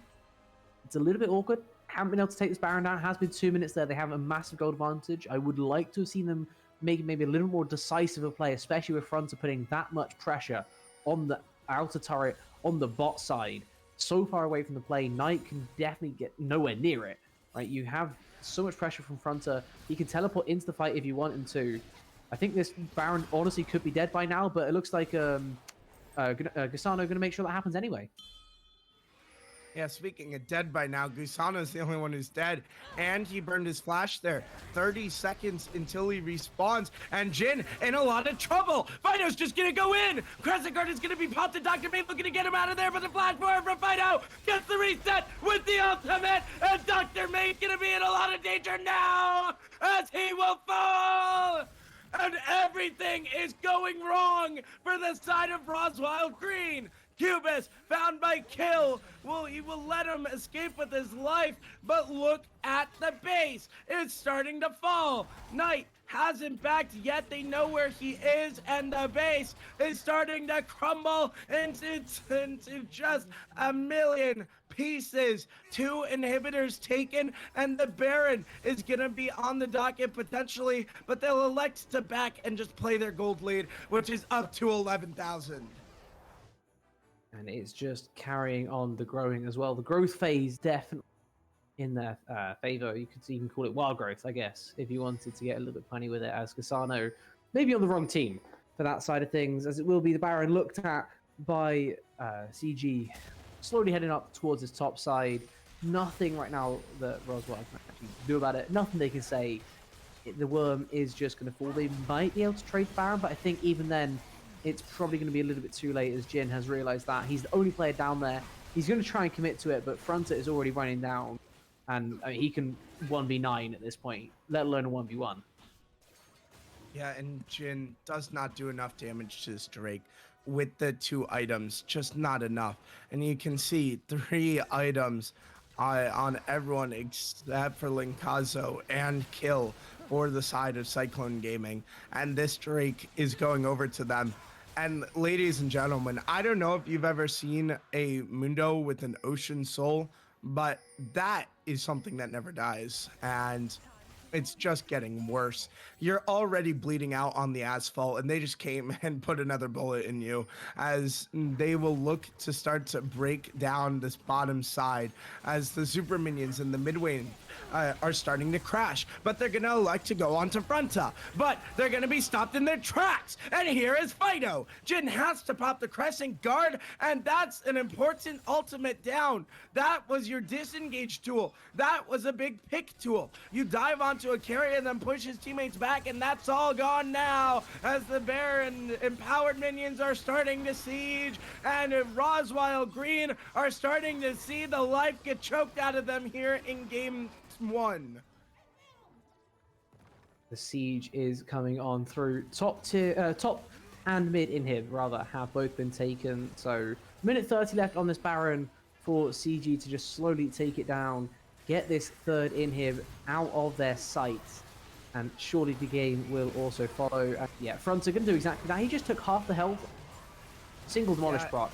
He is unstoppable. Cubis is in a lot of trouble as Linkazo uses the ultimate. The Ornhorn's gonna be called. Fronta's down to low HP. Hold on, you might have found your ankle, but it's not over yet. As Dr. Mate's gonna be choked down. There goes Cubis.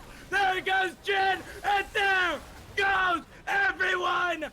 Cyclone Gaming will take game 1. And honestly, it looked pretty simple from start to finish. This one here finishes 17-1 in their favor. Bear in mind their ADC was unchamp, but he hasn't played the whole tournament. He has made that game look trivial. He hasn't even had to break a sweat. I think he ended up with 3-3 on the Caitlyn. He is not the main character by any stretch of the imagination in game number 1. Instead, the rest of his team absolutely stepping up, especially in the jungle, where we posited that it would be the most important matchup of all. The Viego finishing 10-0-5. A massive, massive performance from Fito in game 1. Oh my, Ito. Oh, that was disgusting. Once he found the back line, you're all just dead. What a performance from him in that game. And for Roswild Green, you have to go back to the drawing board. That was not good. You could not kill Fronta. You couldn't stop Fito. It looked so uncoordinated from the side of Roswild Green. Night never got going. Dr. Mate just kept getting caught out in fights. And for the side of Roswild Green, the good news, you still have 2 lives left. The bad news, that was one of them, and you got stomped. You have to fight back going into game 2. But we're going to head into a quick little break going into game 2. So we will see you all on the other side of the break. Make sure to stick around and see what happens next.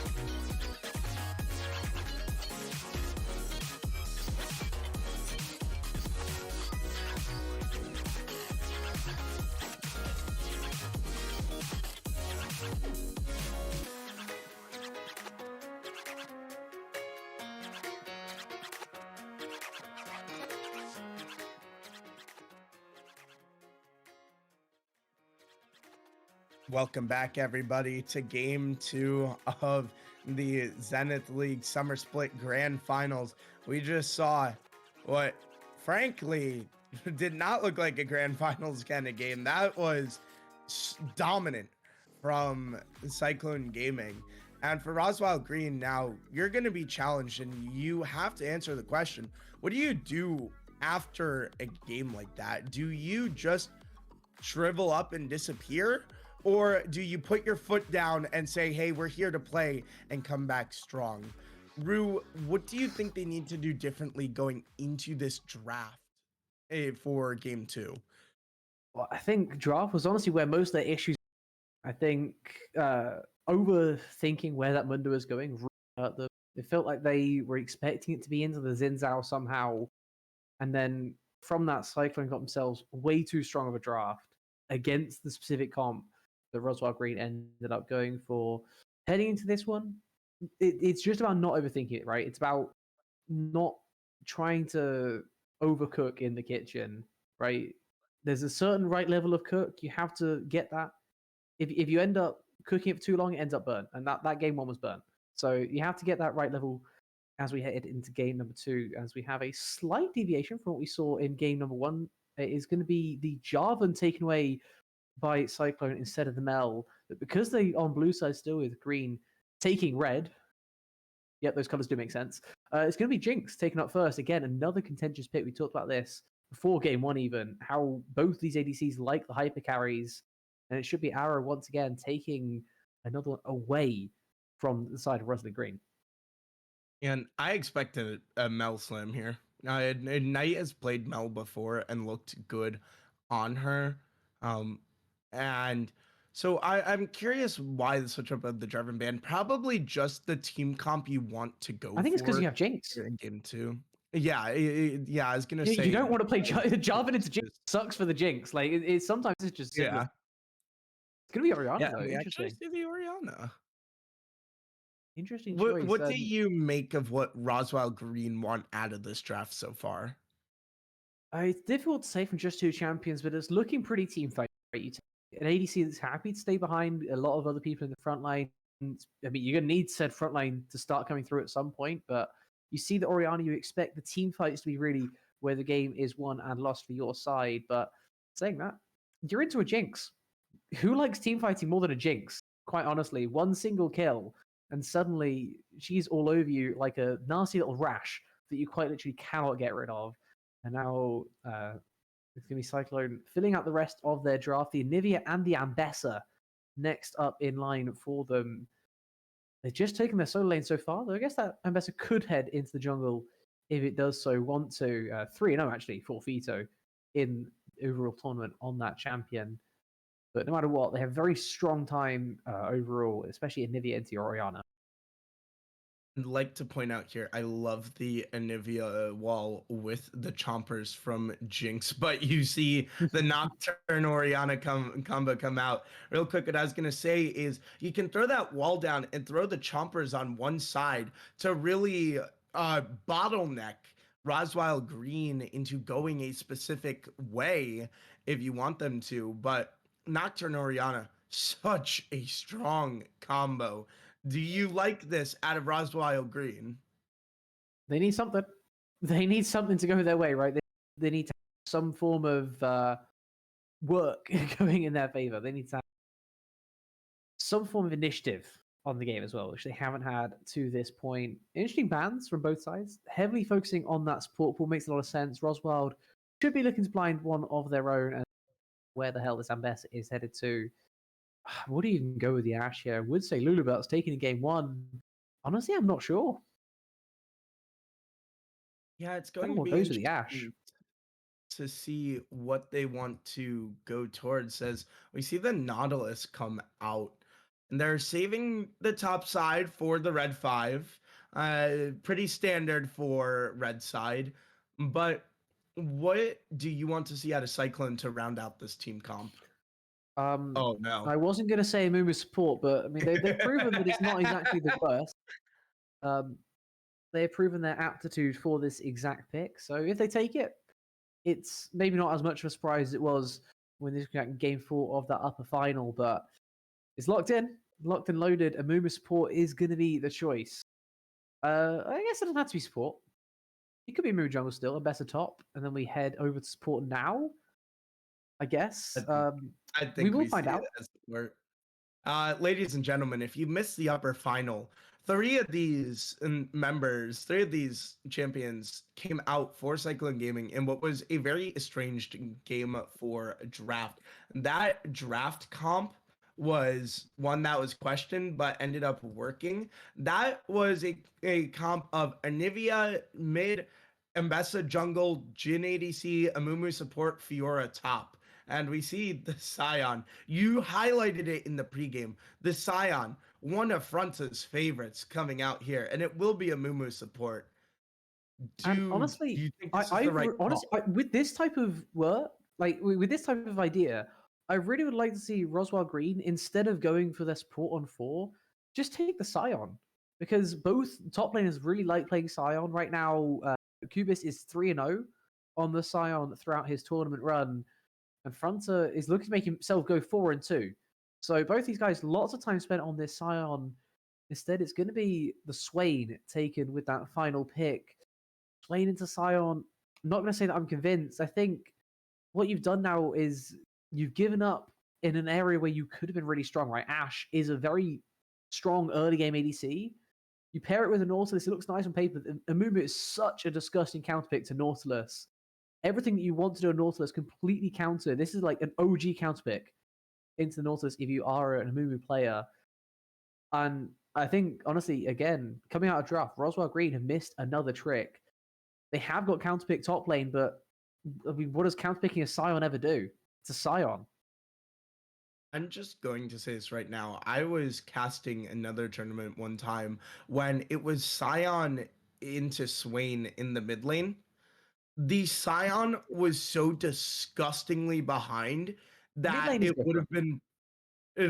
Well, this is still there were not ganks from the junglers. It was It's such a different lane though. The bushes make such a difference for the Scion.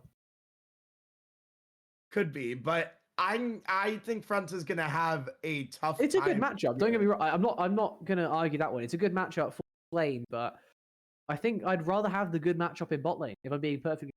And on the other side of things, I'm not convinced by any of Frenta's counters into the Scion. Right? When you look at it the other way around, it's like so Scion's worst matchup is Swain, but is that something that Frenta has in his back pocket? He hasn't shown it yet if he does. He has a lot of other type of carry picks, but none with quite that same level of effectiveness. And now you've backed yourself into this corner where your bot lane is likely going to get pushed behind. The Anivia into Orianna, very skill dependent matchup, which you saw in game 1, actually went a Cyclone, which was not what we were expecting coming out into the series at all. And Best to be so much more active on the map. I think, again, Roswell are going to be under it in this game. Yeah, I like the Cyclone Gaming draft comp more. I don't think Roswell Green's draft comp is necessarily bad, but you mentioned the Amumu just hard stomps the Nautilus and everything Nautilus wants to do. And the other thing is you have Swain and Nocturne going forward, but I don't like comps that do not feature a dedicated tank. And that's not what Nautilus or not Nautilus. That's not what Nocturne and Swain build. Now the Nautilus can go tank, so that's something to keep in mind. But it's still going to be a little sketchy because while Nocturne wants to go in, Nautilus is your best follow up. And even then, you're depending on hitting your hooks. And so I'm sketchy of this Roswell Green draft comp. I think when you go with the Nocturne, you really have to draft around him. And that's not quite what I'd call this draft. Yeah. I think there are some fundamental issues that I think we're both agreeing are on the Roswell Green side of things. They do at least have a front line for their Ashe and the Orianna to play behind. That is something in their favor, at the very least, right? Swain in top lane, you can expect him to build pretty tanky, especially if he wants to get rid of the Scion. Probably Leandre's at some point, but the rest of his build going to be going towards the mana and the health. Going to probably get towards kind of like 4, 5, maybe 6,000 overall by the end of the game. Your Nautilus going to help provide that front line. But the issue, as you're saying, that the Nocturne, after he presses his ult and delivers the Oriana orb to where it needs to go, can he do anything himself? Is he going to have any impetus on the game? Or is he just going to be a complete non-entity as the rest of Cyclone might just be able to either kill him or ignore him entirely, right? They have so much potential dive in their back pocket. The only issue, I guess, at that point would be protecting the Jinx, but you think Ambessa or Amumu, Sion as well has great backline access. Feels like the Ashe, being an immobile ADC as she is, could be in for a world of hurt. I agree with you there, and keep in mind already those 3 champions are going to be scary for Ashe, and then Anivia is just going to put a wall between you and your teammates if you're trying to retreat, and it's not going to be good. I'm scared for this Ashe. I think she is not necessarily out of place, but I don't think there's proper help for her. Now, there is some in this form of the Shockwave. This way, an ultimate's going to dissuade you. You've got the Nautilus, but I'm scared for Dr. Mate here.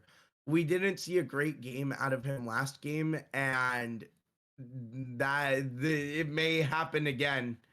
And so I think you have to be careful here on Dr. Mate. I mean, positioning is going to be absolutely everything, right? When you're playing in a mobile AD, how you position yourself and how you burst enable yourself and your team to do the damage that they do is what really matters the most. And you're against a positioning nightmare on the other side of things, right? That Ambessa can be flying at you from any angle. The Amumu, I mean, there's no positioning around Amumu at the end of the day. If he wants to kill you, you're kind of like, if he wants to stun you, you're going to get stunned.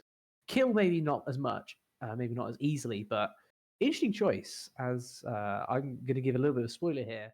That is an Ashe who has decided not to go cleanse. Interesting indeed. But ladies and gentlemen, welcome to game 2 of your grand finals.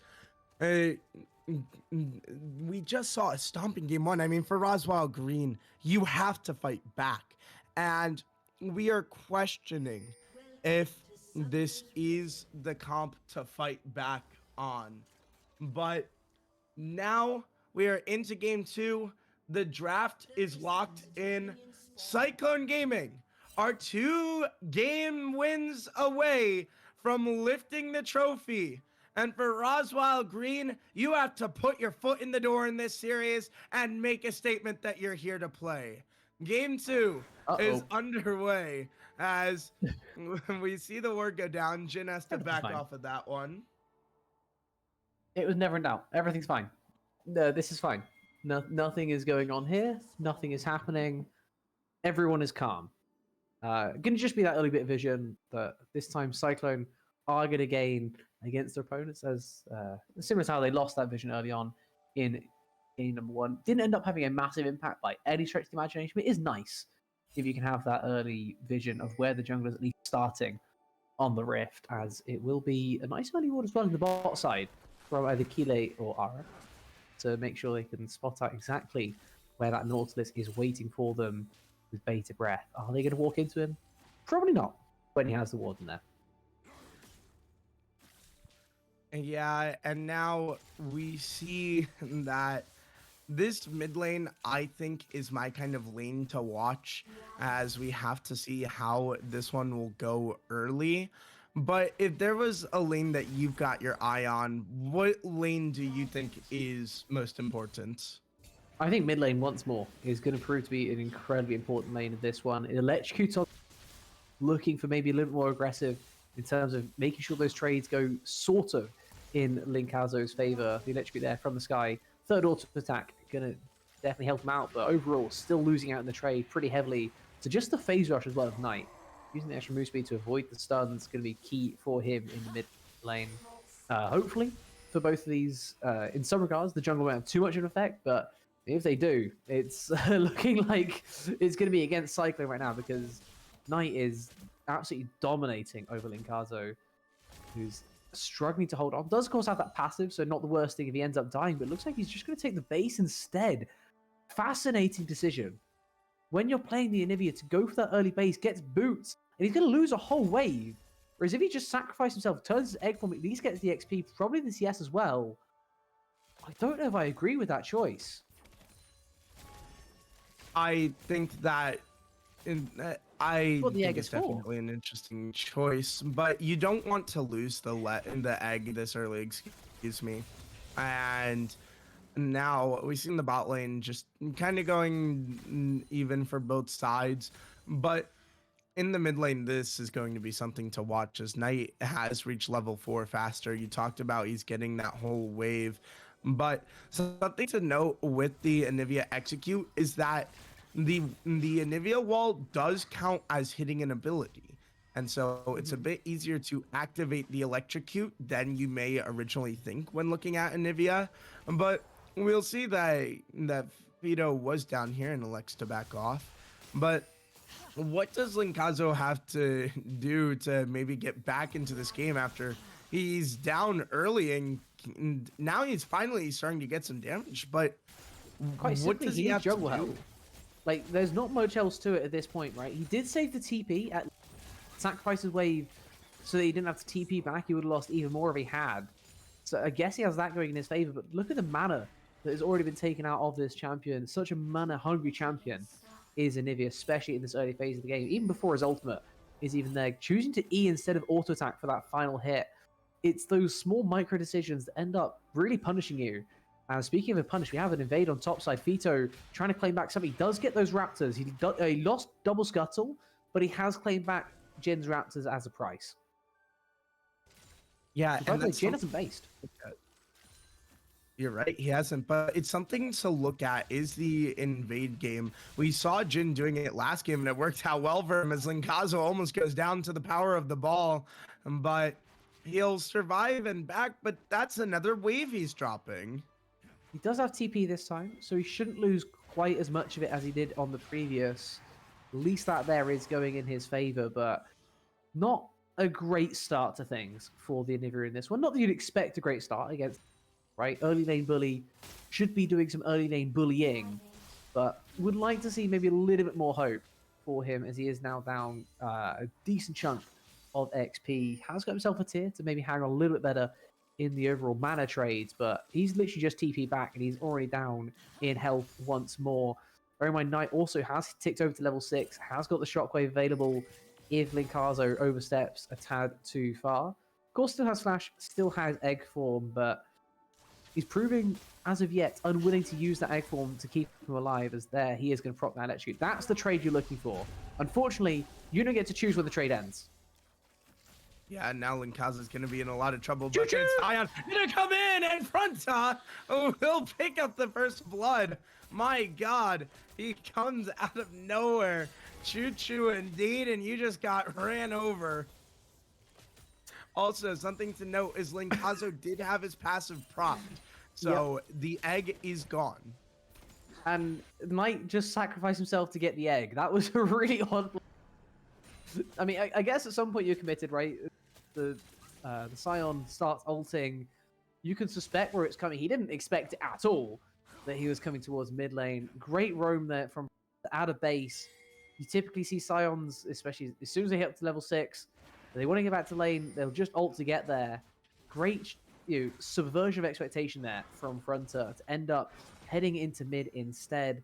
Knight ends up falling, and it's honestly quite a damaging overall play, as this could be even more damaging for Jin. He's going over to Fito's blue buff, but Fito knows it, and now Jin is in a massive bit of trouble, only level 5. Yeah, now Fito will get feared, so Jin will be able to get out of there. But definitely a statement made early, and now Kill going to go on to Gusano, who's going to have to flash out of there. The Ignite was also used by Gusano, and there went the heal from Kill. So keep an eye on your Summoner War. I especially love to look at teleports, but this will be something to keep an eye on early. And another thing we haven't kept as much of an eye on early is the Swain into Scion matchup. As we pointed out before, it is definitely Swain favored. I think I had a look at the win percentages earlier. It's something like 43 to 57. It's not a fun matchup at all if you are going to be playing the Scion in this one. But so far, for such a rough matchup, Fronter's doing an exceptional job, right? gets counterpicked on R5, and as a result, he's allowed his bot lane to get a very nice match. See that expressed in their CS advantage. They are down in XP though, at least overall. Somehow both in level 5 while Dr. Mate and Gasano level 6. They have to be a little bit careful for the time being, but overall, very solid position to be in. As we're going to get a fight over the red buff. Jin ends up winning the smite fight, and now it's going to be all in, coming from both sides potentially. Shockwave. Public execution isn't enough. Nice just dead, and now they're going to look to go in for a little bit more, as Linkaza's going to be in a lot of trouble as Dino hunts him down.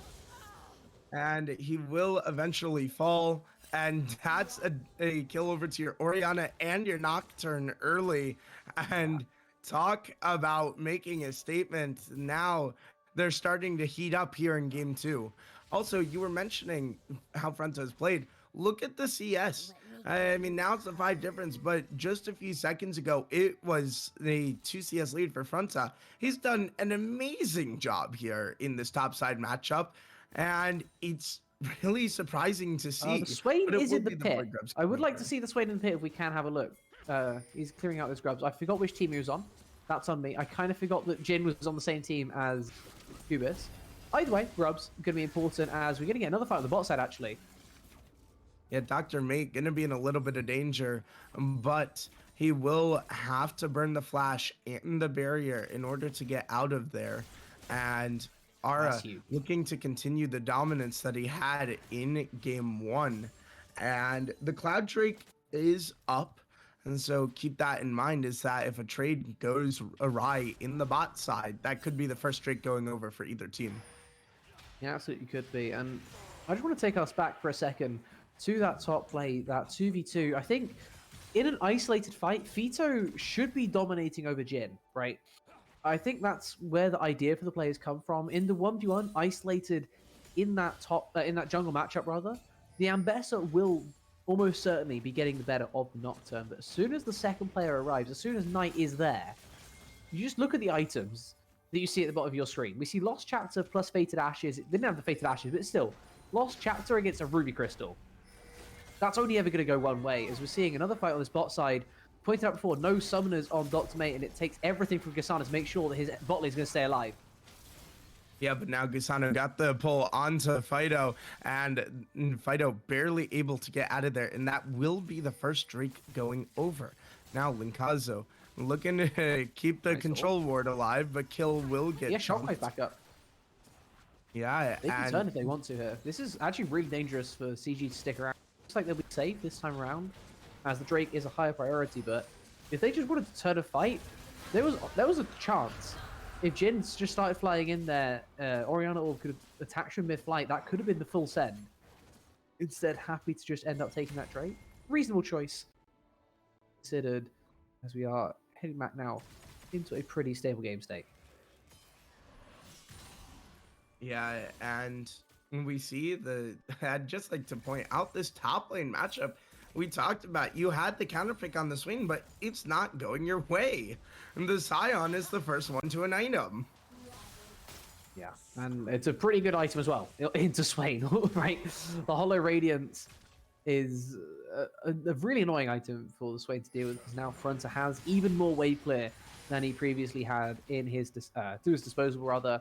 Cubis, you're going to be forced into a trade that you might not want to take right now. Does have his ulti in case he gets a little bit too mad, but down in CS, definitely not where he would have wanted to be. Going towards Blackfire Torch is a quite common item for Swain top, but I think in this type of matchup, I would have really liked to see something maybe a little bit more focused on either mitigating damage taken or going even harder into the kind of scaling component that you have in your favor. Blackfire Torch still a solid item, but I think maybe something like the Rod of Ages could have enabled your team to go even later into this one with some advantages at all phases of the game where you might be falling off in the late game. Yeah, and you mentioned the Blackfire Torch is common, and it will help into the Swain, or not into the Swain, into the Scion, excuse me. But we're seeing that no one else has really reached first items yet. and it's Knight has to be going to close. be interesting to see. Yeah, I was gonna say Knight should be really close. Probably should get it on this first back. Oh, But now healer. Kill gonna go Oh, he in and use missed. the ultimate, but it's a whiff, and Gusano will be able to walk out of there. Oh, if that had clipped onto Dr. Mate, we could be having a very different conversation, right? And Bessa was right down there. Fito had his finger hovering over that R button. He wanted the public execution, but unfortunately, Dr. Mate just out of reach of that one. And with just the barrier to be saved, he probably would have been dead. Right, no flash to his name, probably would have just fallen. As we're going to see another fight on the top side. Can we flash and ult from the Scion? Yeah, but it looks like it may not be enough, as Frontal will in fact go down, and that's the feats of warfare over to this Roswell green side. Yeah, and only that first wave as well. Massive, massive play there from Cubis, making sure that the Scion has no time to get to that second part of the wave that is much more important for him to start clearing. If he wanted to maybe have this be a worthwhile death, at least have to get that second wave cleared. Instead, gives over the item completion as well as boots to Jin now. Those tier 2 boots with first item, massive right now for this Nocturne. And Spisano is walking into the wrong part of town, and Fito is ready to tell him that it is the wrong part of town, but nothing else going to come of that one as the Enchanted Crystal Arrow starts flying across the rift, going narrowly wide of Frontier in the top lane. That is something to keep in mind, is that we have two ADCs with map-wide ultimates in between the Mega Death Rocket and the Frozen Arrow. And so definitely something to keep in mind is that any sort of dive attempt or pick attempt, all that, can suddenly really have the winds shifted as those ultimates fly out over the top. But I'm also going to be looking at Aura and at Dr. Mate to use them properly, because with ultimates like that, it's easy to spend a lot of time just whiffing your ultimate, and you cannot have that happen here. Also, do you agree with the Nocturne going with the Hexplate armor? I think that's what it's called. Experimental Hexplate. It kind of comes like in and out of fashion, right? But I think with the most recent buffs that came just around the World's Patch, it is definitely the way to go for the time being, right? It's such a massive spike. Having your ultimate up more often is what really dictates a good Nocturne, right? Having a good state to play the Nocturne in, at the very least. Having more ultimates than your opponent can really deal with. It's so powerful. It counts for so much CC score because it matters so much, right? You're turning the lights off for 5 different players, and you can also deliver that Orianna orb wherever it needs to go, however often you want to do it. It's an incredible power that you possess. Having it more often, probably a good thing. Definitely agree with you It's a tickle there. fight. Sorry, carry on. Yeah, They're just tickling each other. Hey, and now I agree with you. Just top lane is like a bar fight. Nobody wins. And this is the crazy thing, right? Remember, this is a counterpick Swain. Does the Scion care? No, he does not. Yeah, he has his Hollow Radiance and Ooh, it just just does nothing. I gotta hit the Scion. Crystal Hit, Arrow hit, actually hit. lands onto the Scion, and now Cubis can look to trade. But look He at took it. 3 damage. It Let's just go. does nothing. But now Shelly will go Where's the over point? to the side of Roswell Green. And that now they're Oh. just going to go straight in on to Fido, who is caught out of position, and Linkazo has to flash, and Knight will barely survive that story, but he will, and it's a kill over to the side of Roswell Green with a 1,000 gold lead. Yeah, and massive thing out of the whole play that was going on right there, right, is that Gusano was roamed up the whole time. That was a 1v2 lane that Dr. Mate decided to throw his ult out while in a 1v2 lane, and he survives. Did have to burn Flash for Flash. Killer and Dr. Mate have exchanged Flash in the bot lane, but all things considered, to come out, still be able to play the game on the Ashe right now, it could be a whole lot worse. I mean, obviously the Jinx has got a CS advantage in her favor, but this should be a base of Kraken Slayer, and right now, Dr. Mate is in an absolutely fine position to carry on this game. Ara is in a slightly better position overall, all things considered. A little bit closer to that Runaan's Hurricane, but I mean, from where he was, this is absolutely fine for Dr. Mate. Yeah, Especially a and counter spot matchup. Yeah, and I'd also like to highlight that Ara is not at level 10 yet, while Dr. Mate is. I'm sure the levels aren't far off, but always something to keep an eye on. As Ara finally does reach as Knight gets hit out by that electrocute. But Ara trying to chase off Gusano, who doesn't really care. He's swam through a lot of deep waters before, and a girl with a massive machine gun may not be the scariest thing he's faced in the depths of the ocean. But now Knight in some danger in the mid lane will have to back off. And you see now that if you look at the Drakes, Roswell Green have started Drake stacking, but the problem is they've gotten all the objectives. ulti bot lane. Nocturnal comes on to the bot side, and Avron's gonna go in, but the public execution on the backside for Fido's gonna be massive, as Dr. Mate is gonna fall, and now Jin is gonna fall, and the curse of the mummy is something that you have to fear, and when you don't fear it, you're just gonna perish. 3-0 on the bot side. Yeah, and it's an overstep massively from Jin and the bot lane.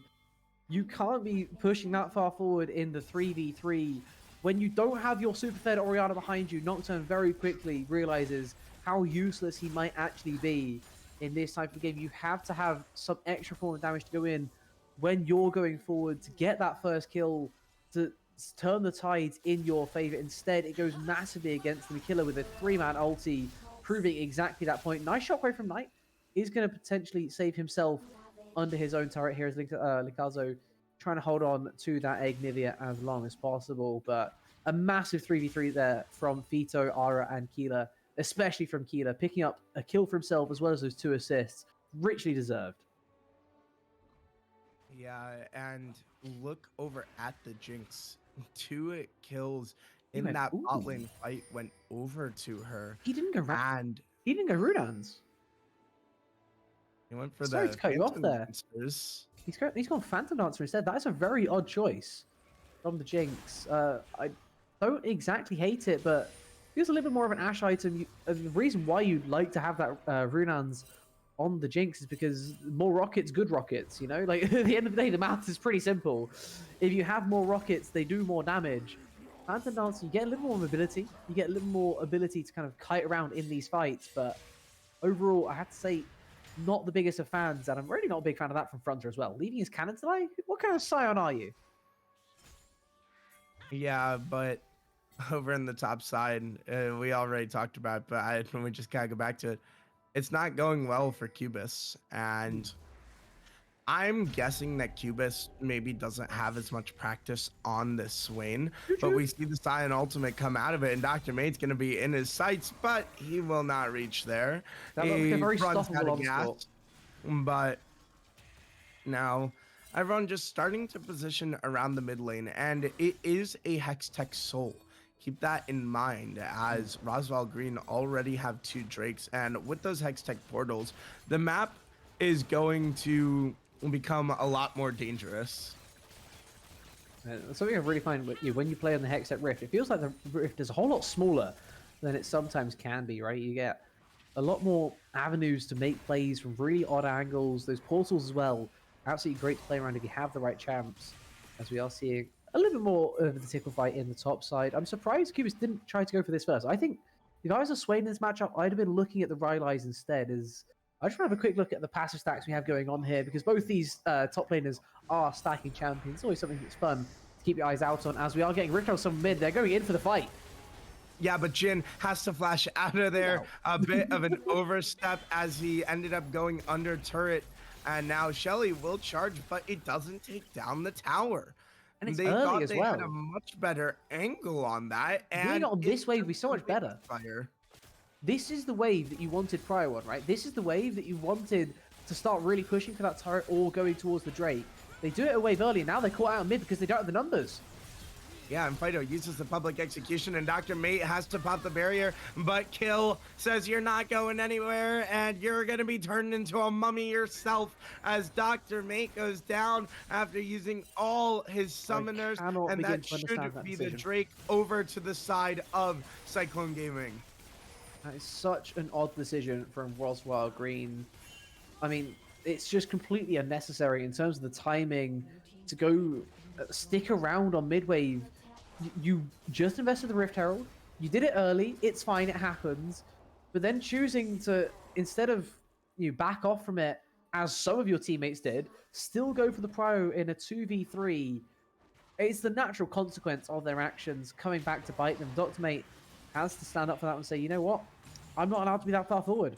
I'm not allowed to be there when my Nocturne Oriana are down in the bot lane. I'm not allowed to be standing contesting mid prio. He takes a second death for himself, gives the second kill over to Killer, who now is starting to do very well for himself and also very well for his ADC. You do get the mid-tier one. I guess that is a silver lining around a very grey cloud, but you're still down massively, especially where it really matters, right? In your bot lane, on your hyper carry, your Ashe still yet to get a second item at 23.5 minutes. Dr. Mate has to get this item as quickly as possible right now. Hasn't got this CS to do it. Hasn't got any KP at all. Getting a little bit of extra gold injection. Not even allowed to farm control wards as Kasana's going to take that one. He's in a rough place. They're going to try and make the play on top side to make up for it, though. Yeah, as Linkazo, he does have the egg, so keep in mind this dive will have He's to in go a Anivia. bit longer than you wanted, but the teleport will be He is baited literally out playing in Anivia. response. And now Kill gonna go in with the ultimate. And hold on, there's 3 members here and a lot of danger as here goes Bido is just gonna be damaging them all. And the lights are gonna be turned out, but the only lights going out are on your own lives. As Knight's gonna be in danger on the backside, his Cubits is gonna be dropped, and Fronto will step forward and make sure he falls. And down goes Knight, down goes Gusano, and down goes everyone. It will be the Otacon going over to Cyclone Gaming. I cannot begin to understand why Roswin Green are even going for that play. Why are you trying to dive in Anivia who has Anivia levels of wave clear? It was never happening. Linkazo was so calm under that tower. I mean, the TP was pretty quick from Fronter as well, just in case they ended up trying to go for that dive, but he was never in danger. All you're going to do is you're going to end up feeding 3 kills over to the Anivia if you go for that play. They choose to call that one off, and I think that is the correct choice, but then you're so far out of position. You have to realize the champion that you're up against, at the end of the day, everyone on the side of Cyclone has really solid wave clear, right? All 3 laners have insane wave clear. The Scion with Hollow Radiance, he presses Q, the wave is already gone. The Anivia presses R, the wave is already gone. Jinx presses like Q, starts throwing rockets. 2 rockets, the wave is gone. It's not very difficult maths to work out. You cannot start these dives unless you are already there way before the wave is cleared. They just weren't there in time, and then they're just caught way out of position. A massive fight going in the favor of Cyclone is really not what Roswell Green needed to try and hang on to game number 2. They now find themselves 5k down once more, and this time they don't even have Atakan to make up for it. Yeah, and I think a little bit of maybe what the players were thinking were, I think they wanted to bait out Fronta's teleport. That way he couldn't have it for a potential Otacon fight. But they had no clue that Kill was there. They had no clue that if you look at the vision, there is a ward on that top jungle side, and they had no clue that ward was there. And I think that's how they were spotted out, and that's how well, Cyclone Gaming knew to position for the fight. And I think it just caught them off guard. They kind of put themselves into a choke point against an Amumu. They did do exactly that, and the Curse of Sad Mummy has claimed more than one in this game here, as that is an unstoppable onslaught to try and get onto Knight, who has procced his phase rush. At the same time, Frontier is hit east. They're going about the same speed on this one. Shockwave going to pull him back. I think he is just going to be dead, though, on the top side. Vita turns up. Public Execution is at least going to trade one back. Wait, no, wrong side. No, Cyclone getting on the pick. Sorry. My brain flipped, and I thought the teams were the other way around. I don't know how that happened. But either way, nice side lane play. That's exactly what Cyclone should be looking for. As, I mean, they just keep pushing their advantage, right? Oriana walks too far up on the side lane, you punish the Oriana. That's exactly what you have to do. She's not a great side lane champ. Her early lane phase was what had to start winning you the game. And honestly, your early lanes overall were what had to win you this game. Your scaling just does not quite match up. You're into a Nivea with Rod of Ages, a Jinx who is a Jinx, and a Scion who quite literally cannot die. You had to win this game early in the lanes. You chose counter picks to do that, but you just did not win. And the Baron's starting to go down, and the Baron's just going to be falling. Now everyone's going to look here for the execute on it, but the blue team has already taken it. And now you see that Fronta is on the wrong side of history. Everyone's going to be going in onto him, and he should just be dead. But does his team want to maybe avenge him? No, they're going to just based it would have been worth it. But everyone will start to back off, but hold on. Fido sticking around, and this may be the wrong decision. Everyone's gonna look to collapse onto him, and he may just be dead here as he's on the wrong side of history, but he goes in for the public execution, and it's not enough, and he will be dropped, and that at least is 2 of the Baron buffs gone. It is, but unfortunately the kill going over to Nocturne is not where you need the gold right now. It's nice, as that Mega Death Rocker, by the way, was millimeters away from claiming Dr. Mate's life. Speaking of Dr. Mate, he was the one that had to get that kill right now. Just look at how weak he is compared to everyone else in the server. Still stuck on just 2.5 items. Killer also stuck out of position, though, in terms of items. He is just going to be caught. He is going to pop the ulti, but he is gonzo before this Drake fight. And the reset time is, I mean, the tempo play has worked out really well in the favor of Roswell Green. A steal attempt there from Linkazo is cute, but unfortunately never really had a basis in reality. And that's the downside of going for that play, right? On the top side, you get the Baron. Fronta sacrifices himself to get you that Baron play, but you don't get the bases off quickly enough. Cubis does a great job of delaying that base of just the jungler on Fito, and suddenly you end up on Hextech Soul Point now. 4 minutes and 30 seconds until you can maybe flip the game, and Hextech Soul is powerful enough to overcome a gold lead like they have right now. Yeah, and I mean, the gold lead is much closer, and you got to keep that in mind, is that it's Soul Point for Roswell.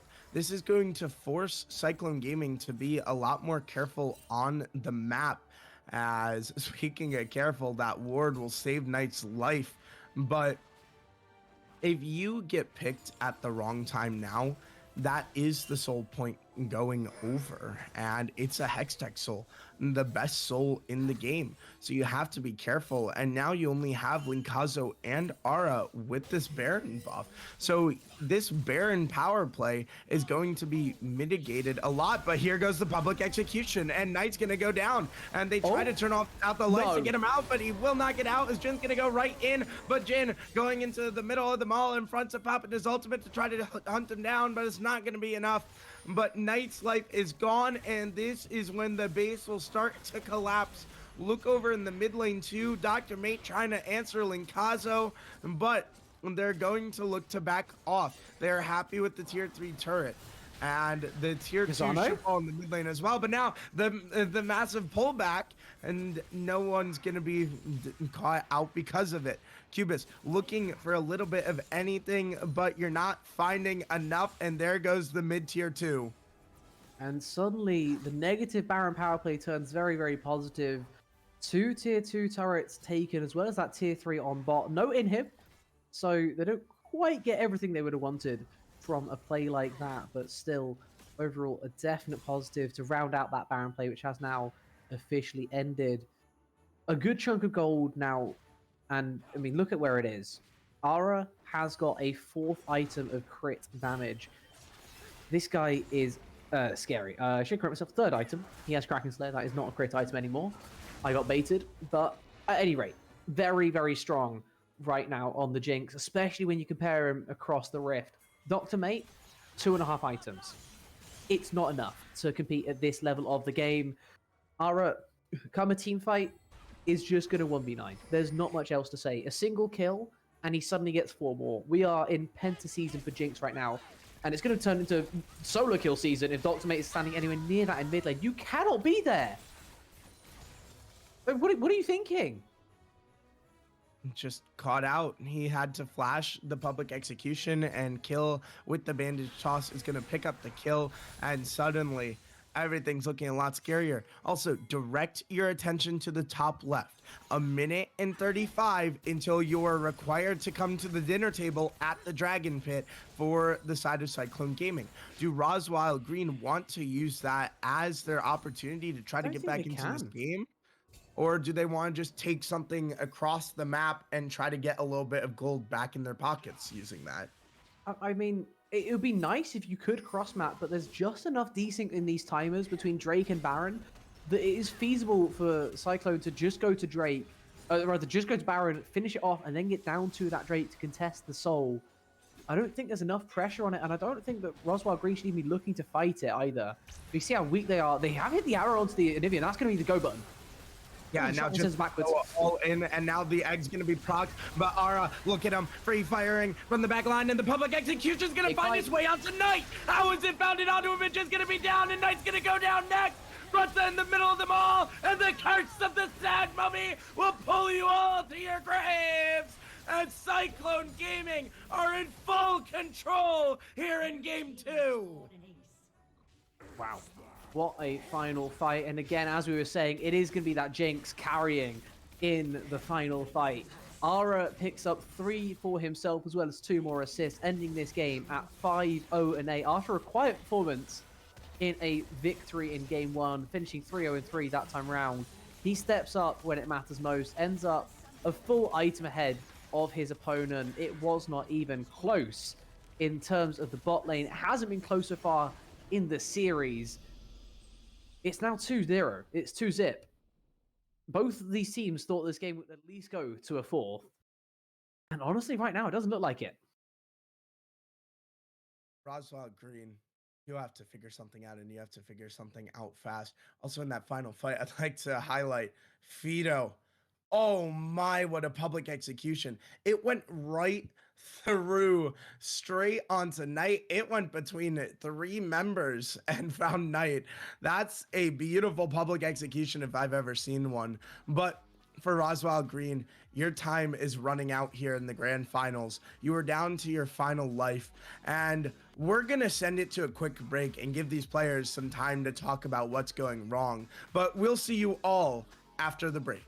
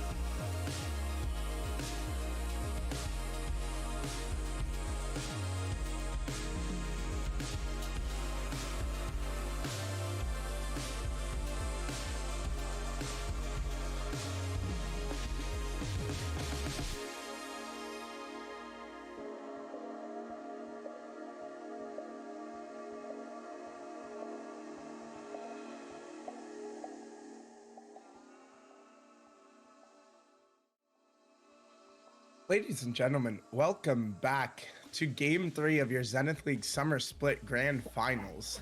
Cyclone Gaming are up 2-0, and Roswell Green, they had to fight back there, and they showed some promise, and then it fell apart. Rue, what do Roswell Green need to do to get back into this one? I think it all stems from the draft, as we're talking about before. Interesting to see that Roswell have once again decided to go for red side. Feels like at this point, it's 3 in a row on red side. Would maybe change something up a little bit earlier would be something potentially advantageous, but it's the decision they've gone with. They can't back out of it now. They are forced onto red side for game number 3, and now they've got to work out what they can do, right? They've got to work out something to turn this series around, and it all starts in this draft phase. Do they have something that can upset the waters? Do they have something, especially in bot lane, that can start winning the game for them? I think the Sivir in game 1 was fine, but it just didn't get paired up quite right, especially to Caitlyn Morgana. It's such a difficult matchup. And then we were talking during that break about playing Ashe Nautilus. Sounds good on paper, but Amumu is such a good pick into Nautilus that it completely mitigated any pressure you had. And the Jinx Amumu just started winning that lane, and you cannot afford that on the Ashe. You have to have something else in your back pocket as we get into ban phase. Yeah, you gotta wonder. We see the bans coming out, kind of what we expected: Jax, Karma, Wukong, Malphite. But Roswell Green, this is where you gotta go deep into your bag of tricks. The Zehen coming out again, but the Aurora is something a little bit different. And there's an Azir first picked, immediately slammed by Cyclone Gaming. And again, I think when champions are slammed, they feel confident on the pick. There was no question that's what they wanted. And this is one of Linkaz's favorites as well, right? He loves playing the Azir. So far, 3-1 in the tournament, looking to make it a 4th, including a perfect game at 4-0-14. He plays a lot more of these like supportive mid laners, I've noticed. Quite a lot of like Karma, Anivia, Hui, Oriana, things that can do very well by themselves, but would like their teammates to also help in and chip in terms of the damage. Speaking of damage, we have quite a lot coming in from Roswell Green. Cho'Gath and Syndra taken R1, R2. Yeah, and keep in mind that Cho'Gath is a flex pick that could go into the jungle or the top lane. It is more likely a top lane Cho'Gath, but this is something that in CG were thinking about in previous drafts, as we saw it banned in the back half of bans before. But now we see the Gwen Hubbard, then the Cassante, and the Cassante is locked in.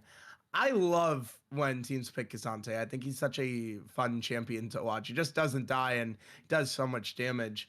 But what do you want to see either team kind of round out their draft comps with? I'll be honest, I think we're a little bit early to be thinking about rounding out places to go. And I had to say, I think this is actually just going to be a Cho'Gath in the jungle. I do like this from Cyclone. This is a key pick that we pointed out before the day even started. Both players, both ADCs have played Yunara 5 times. It is a high prior pick for both of these guys. I'm surprised that it's fallen to game 3, not even seeing a single ban. And I'm surprised it fell this far in game 3 as well. Great pick up there from Cyclone, getting some comfort as well as some amazing team fight. And I mean, their team fight is pretty amazing, as that is a Vayne. Okay.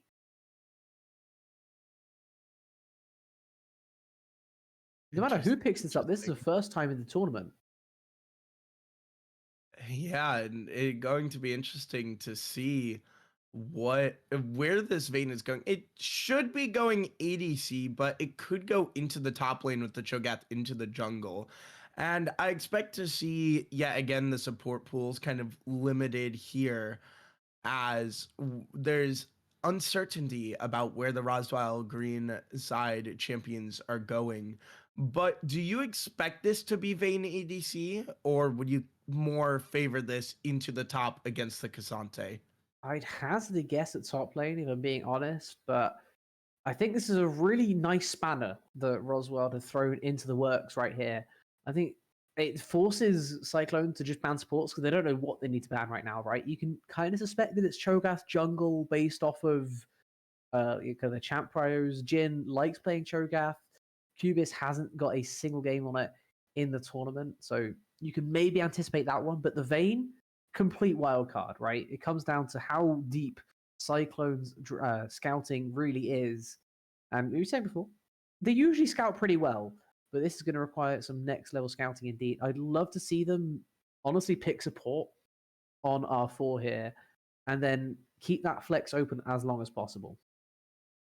I agree with you there. I think the uncertainty on where the champions are going is such a powerful tool, as we do see it is for support champions banned out. But it's going to be interesting to see, as it will be Gnar picked into Right. the top lane, and that is revealing your hand, and they'll save the support for the last pick. Now, we did talk This is what I'm about saying in it. game 2. It's like, I feel bad for going back on my word because the situation has changed, right? In game 2, it made a lot more sense to pick your top lane on R4 to then save that support for the R5. This time around, though, I think it has changed around because you have so much flexibility in the comp that there is no such thing as an easy counter pick for CG if you go support, because they don't know what you're laning with. Are you going with a Vayne, or are you going with something else completely different into what looks to be a Thresh Yanara?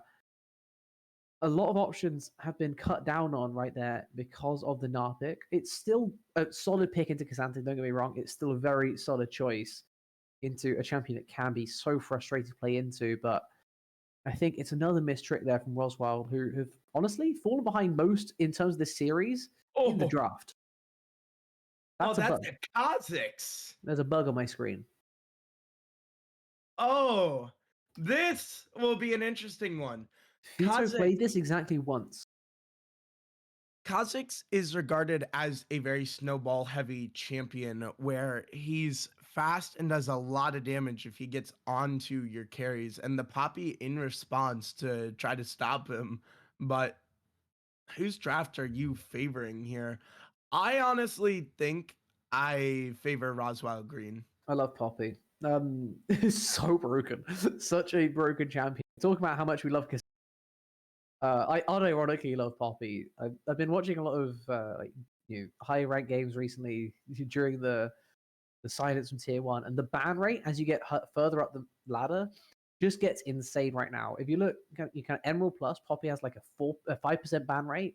You start hitting Masters, it gets to like a 9%. Challenger right now up at 13% of games in Challenger. Poppy is banned. That's like 1 in every 7.5. Disgusting champion right now, especially at the higher tiers of gameplay. Not necessarily comparing this to that, but especially when it gets more organized, is really where Poppy steps into her own, right?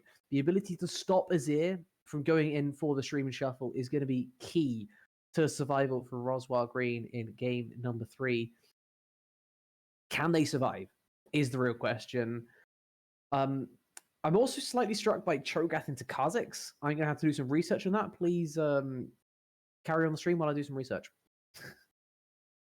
Yeah, it's going to be an interesting matchup, as Cho'Gath obviously opting to be more of a tank, while Kha'Zix, you're just looking to execute.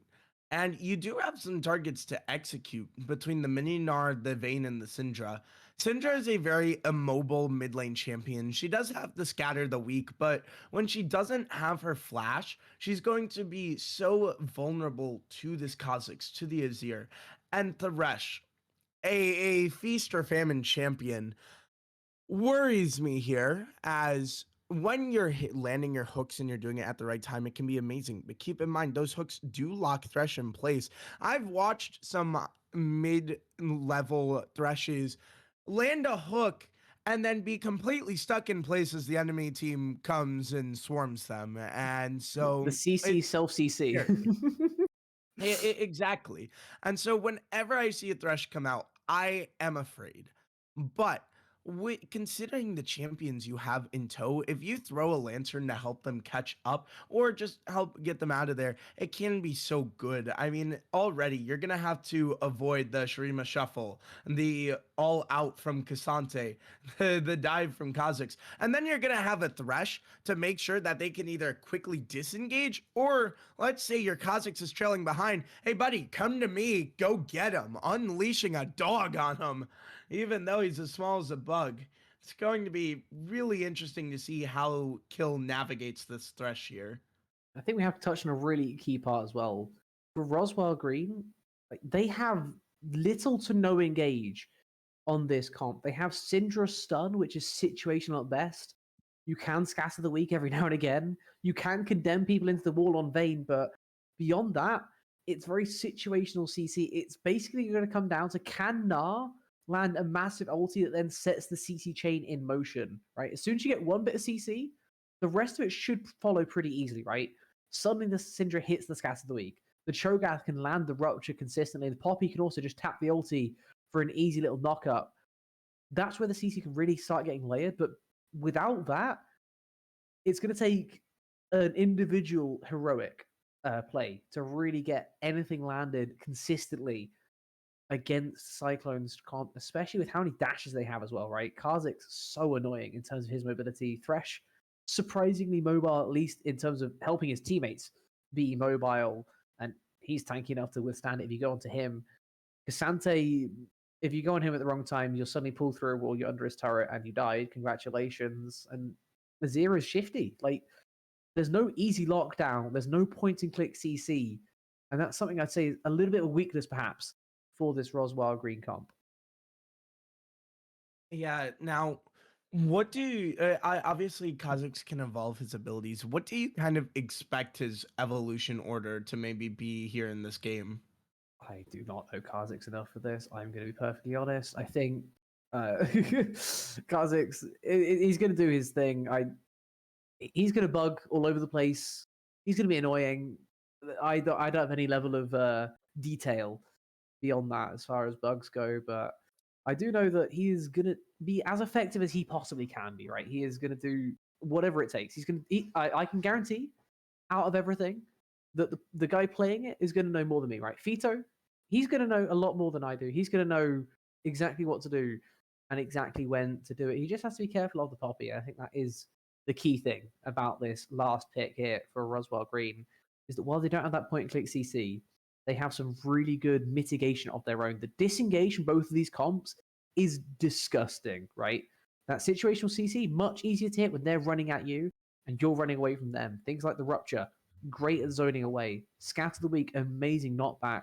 The Gnar, just shove them away. Everything on your side of things is great at disengaging from these fights. Issue is, if you want to go forward, I don't think either side really has any consistent way to do that. It's going to rely on the Azir hitting something incredible. I agree. But ladies and gentlemen, welcome to Game 3 of the Grand Finals. Roswild Green, you are down to your final life here in the summer split of Zenith League. If you want to have a chance at winning this Grand Finals, you must put your foot down and kick the door down and mark your name here on this series. They have their backs to the wall. This is where their morals and characters will be tested. Do you ball up and cry, or do you become stronger than ever and transcend your abilities in order to fight back? You must get a reverse sweep, and it starts right here with Game 3. Can they indeed? That is going to be the key question headed into this one. As having a quick look around the Rift at some different runes and potential choices that we have seen, it's going to be Exhaust from Gazano of all choices. I have to say, against something like the bug from Fito, really annoying for Fito to play into, right? Poppy, who has Exhaust, not going to be that far away from Dr. Mate at any single point in time. A really annoying summoner choice, and I think the only thing I might change is maybe going Halo Blades instead of going for the Aftershock, which is a little bit harder to proc consistently, but all things considered, Gazano in a very fine place to start off this lane phase. Everyone else going pretty much as expected, but something not as expected is Fito go for this invade level 2, as Gazano also missed the wall. In the bot lane, Gazano in a little Not very heroic, that one.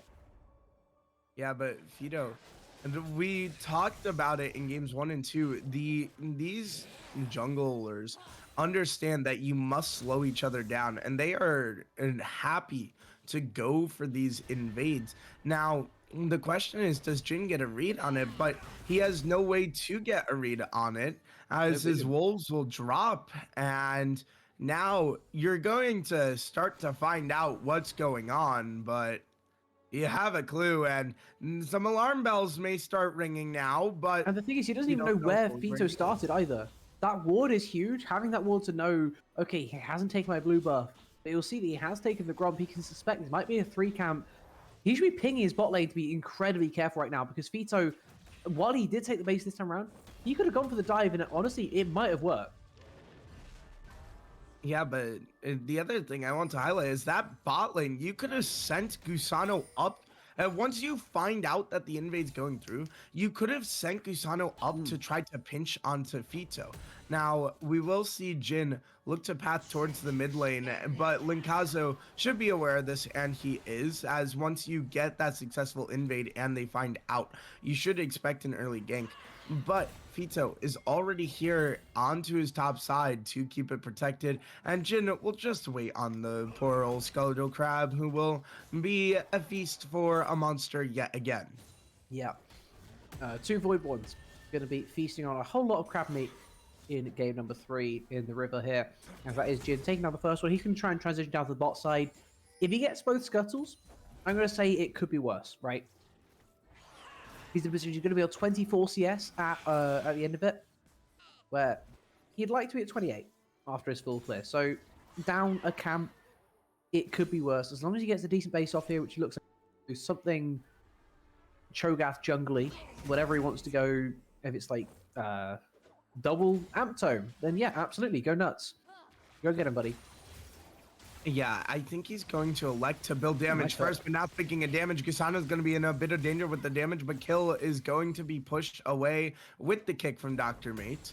But from the Cho'Gath jungles that I've watched, they elect to build an AP item first and then go more into tank. But the thing is Proton Bell, I that think that's right. I've seen Rod of Ages, I've seen Protobelt. I don't think Rod of Ages is the way to go here. I don't think it fits onto Cho'Gath, but something like the Hextech Belt could be good. I've seen a Leandri's Torment before, but it all depends on how he feels, on maybe who he wants to target with this draft comp. Are you targeting Linkazo? And hold on, the hook lands on the Gusano, and the bug gets a first kill, and Gusano's flash will go down for free. Ooh, that's gonna leave him mark. He does have Hex Flash, so he's unlocked the superior form of Flash. At least there's that going in his favor. That's gonna leave a mark, as Fito now as well able to go for another invade after getting a successful gank in the bot side. It's gonna force Jin to look for something on top side, but those camps are not up yet.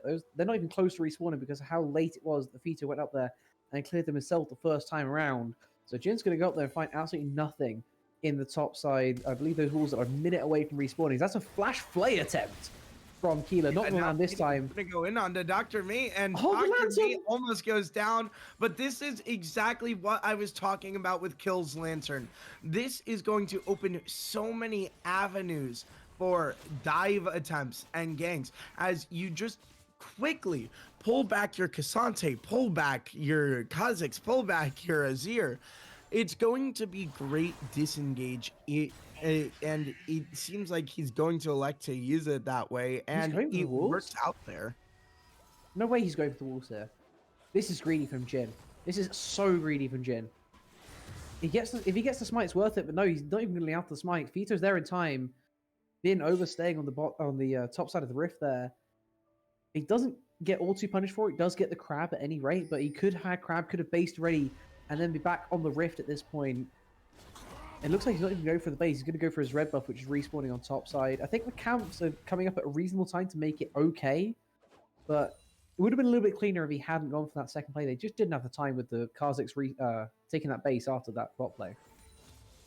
Yeah, and I'd like to point out some CS differences. Look at the mid lane. Linkazo is not having fun, and Stim's this having a is great a time. champion that has to go ahead. But now the Azir shuffle is going to come out, and it's going to go right into Fido, and Knight's going to have to flash under there, but Vito's going to go under the turret, but it's not enough, and Knight will be able to get out of there with the flash. But looking over at the CS, and look at Fronta, he is ahead 14 CS, has over a wave's worth. Look at Ara's CS, he is ahead. The CS advantages are coming through, but now Gusano's going to look to stun him up into the wall, but Fido's here, and now Gusano's going to be in a lot of trouble as he gets hooked back in. Dr. Mate is also going to be in trouble, and he will only have to tumble away and say goodbye to Gusano, who will fall for the second time in this game, and this Kha'Zix has 2 kills to his name.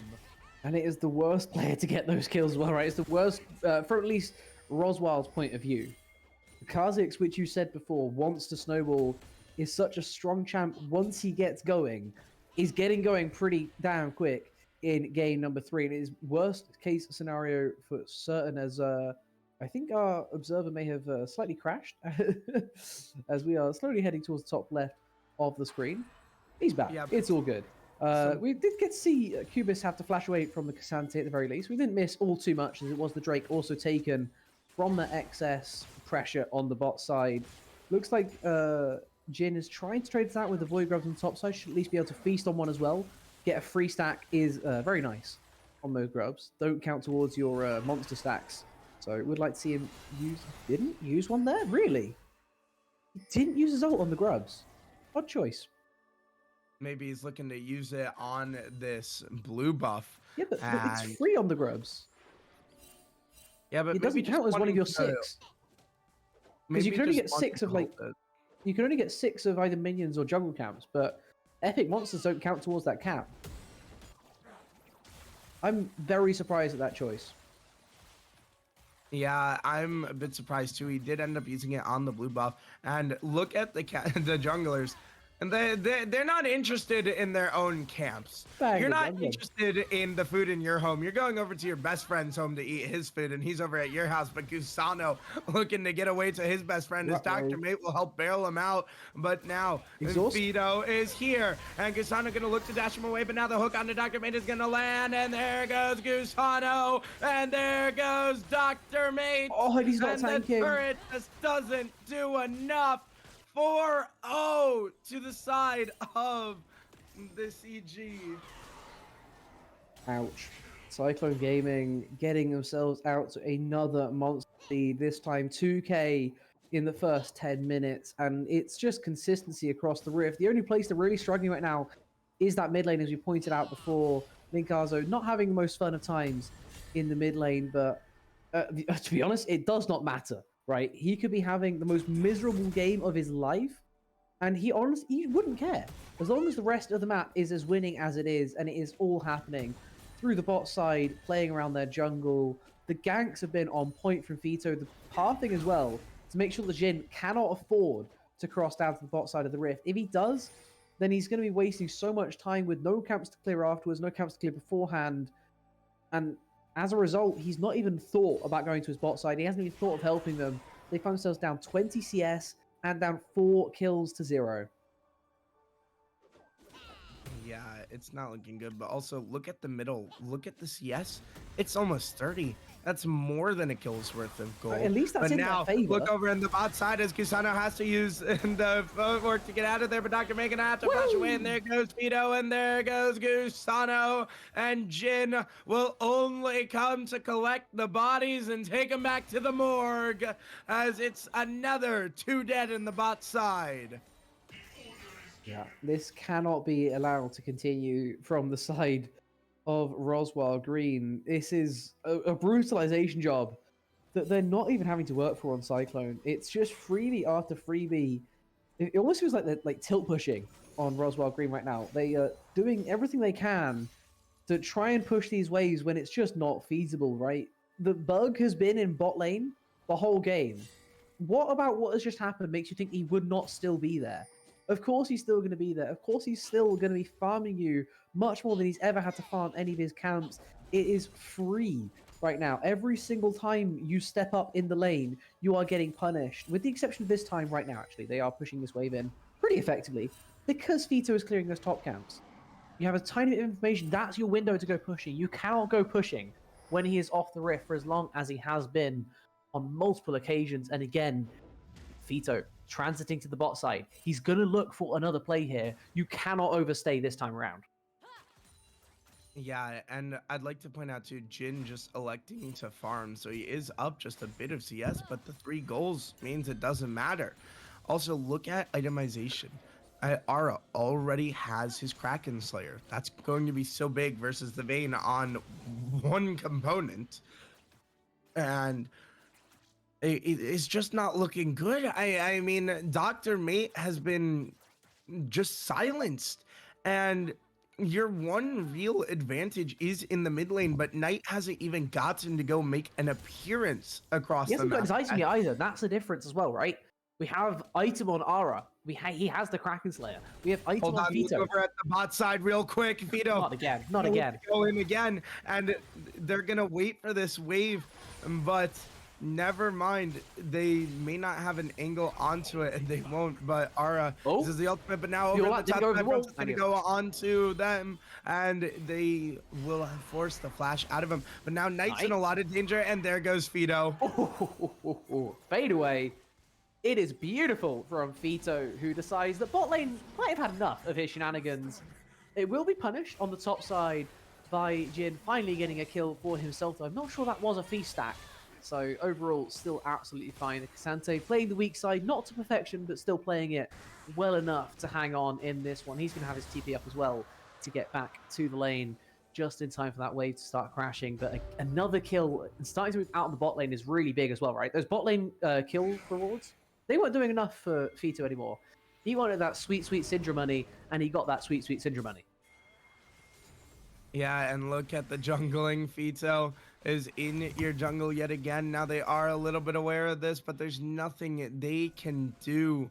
And Knight is the only one having a good game, and now he doesn't have his flash. It's going to be such a big target for Fito, and we questioned if this Kha'Zix would work, and wow, is it working? If you have a fear of bugs, you're going to want to turn the game off now, because this bug is about to just get bigger and bigger. And when he gets bigger, he's going to get scarier and be all over the rift. Ladies and gentlemen, you may want to avert your eyes.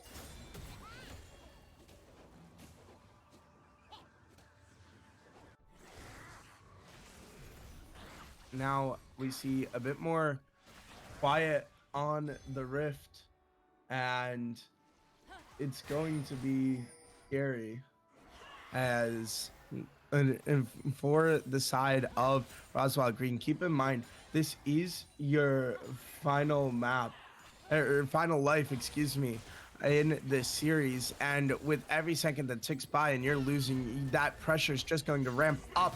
But be careful, Fito's going to be lurking around. But speaking of lurking around, Jin is going to go in on the front, who's going to look to go all out going forward. But now Fito's here. Is Cubis aware of this? Flash response. What a quick getaway from Cubis. What a reaction time. But it's another big cooldown burn. Even if Fito isn't getting a kill this time on the, it's still worthwhile, right? We've got Jin's flash and Cubis's now from Cyclone's point of view. That means there is 0 contest on the Rift Herald that has spawned on the top side, and there's no counter map, no cross map even available, right? There's nothing on the bot side. The wave is way pushed into to your own tier 2. You can't make a play on the enemy turret. You can't make a play on mid lane because apparently you don't have the numbers to kill the Yunara, who's way overstepping her bounds in mid. And then you just lose out. And it's another positive play that Cyclone 5 themselves, they're going to lose a little bit of their jungle camps on the bot side, but it's fine. Because Vita just took top camps instead. Yeah, and it's going to be interesting for Roswell Green. They have to figure out something, and they have to figure something out fast before Fito keeps spiraling out of control.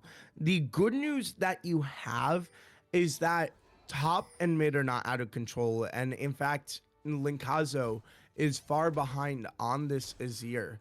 But that's about where the good news ends. And the only other good news is, hey, you have the Void Grubs. Yippee, finger snaps. It's not going right here. The yippee in the saddest voice possible seems about right for this game, right? It is not a yippee by any means for Roswell Green, who, I mean, today we were expecting a really good matchup. I remember the previous game in the upper final, it went the distance. We got the full 5.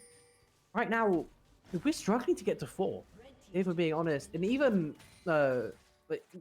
Cyclone didn't think it was going to go this well. Even Fronter, who joined us before this series began, didn't think that his team had enough to go in a 3-0 today. He's going to escape that top play by the use of his flash. Another gank from Jin. Successful in terms of getting a summoner out, but not successful enough in terms of getting the kills and getting his side back into this one. He's not going to get jumped on by Fito, and he is just going to get popped like a balloon. Jin, 2 HP remaining, finally gets taken out by Fito, who's going to look even further as well. Did burn Flash, I think, the first time this game. But now Kubis going to get popped out of Mini as well. And yeah, another one to the kill score for Fito. Make it 6-0-3 right now. My God, it just keeps on getting worse. Look at the teleport. Hold on a second. Oh, no. Fronta going to be coming in the middle, and he still has still that all out, but not enough. But over in that top lane, I'd also like to point out Cubis burned his ultimate to try to push them back, and it still wasn't enough. Now, here comes Shelly, and she's not happy. And Fido starting to poke his ugly little head here in the mid lane, and the turrets are just gonna drop. Jin trying to come in to help out, but all he can do is watch as the minion gets kidnapped by Kill's Hook, and that is another Drake going over to the side of CG. Third Drake on a Hextech Rift. We are looking at a 24-ish minute soul right now for Cyclone Gaming. Yikes is maybe the best word to really sum up what's happened so far in this one here, as it is just L's across the rift right now for Roswell Green. They're doing their best. They are trying to hang on in there, and while top lane is theoretically about as even as you ever can get, 1 CS difference, both 0-1-1. The rest of the rift is what we like to see in ruins. That is a full item and a half advantage for ADC in Cyclone's favor, and Gasano can't even go with that steadfast presence into heroic charge to catch out Linkazo, who's just playing it safe, as he should be right now, right? Down 50 CS in mid lane. He hasn't had the best time of things, but he has Nash Tooth. He has more than enough to be getting on with, and I mean, he doesn't need to do anything because bot lane, along with jungle, got so far ahead. As long as he doesn't throw, this game is free. Yeah, and we see Fronta doing so much damage, and Cubis in so much danger, and Fronta picks up a solo kill, and Jin's in a lot of trouble, and the bug is gonna crawl inside your skin and eat you from the inside out. I think Jin, if Jin had been able to eat, that would have been very close to Fito falling. Didn't get the ulti off, and now Fito feels more than safe enough to keep on going. And Kill gonna pull Dr. May. Hold on a second. Dr. May has to flash, but Fito's here and he's gonna dive in. But the Keeper's Verdict keeps him out, but you can't keep out the rest of them as Ara picks up a kill and the turret will fall. And down goes Dr. May. There are 3 dead bodies on the rift, and none of them belong to CG. Oh, it just goes from bad to worse. The really annoying thing for Knight right now is that he has done everything he should do in this game, right? He has done absolutely everything he possibly could have. He's been ganked like 3 or 4 times by Fito, who has been absolutely everywhere in game number 3. He's put his Azir down by 50 CS, but unfortunately he has approached the phase of the game where it just doesn't matter anymore. And even while he may survive this play, Gazano isn't, because he decided to go flying in a 1v5. It's just brutal. 9,000 gold lead. Nothing's going right. And for the side of Roswell Green, you were watching as your hopes and dreams in this grand final start to fall apart. Oh my God, ADC diff. What is that gold difference? That cannot be allowed. You cannot be allowed to have that much more gold than your opponent at 22 minutes.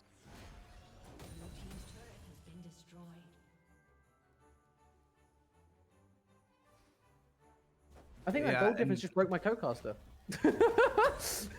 Oh, I was letting you talk about it.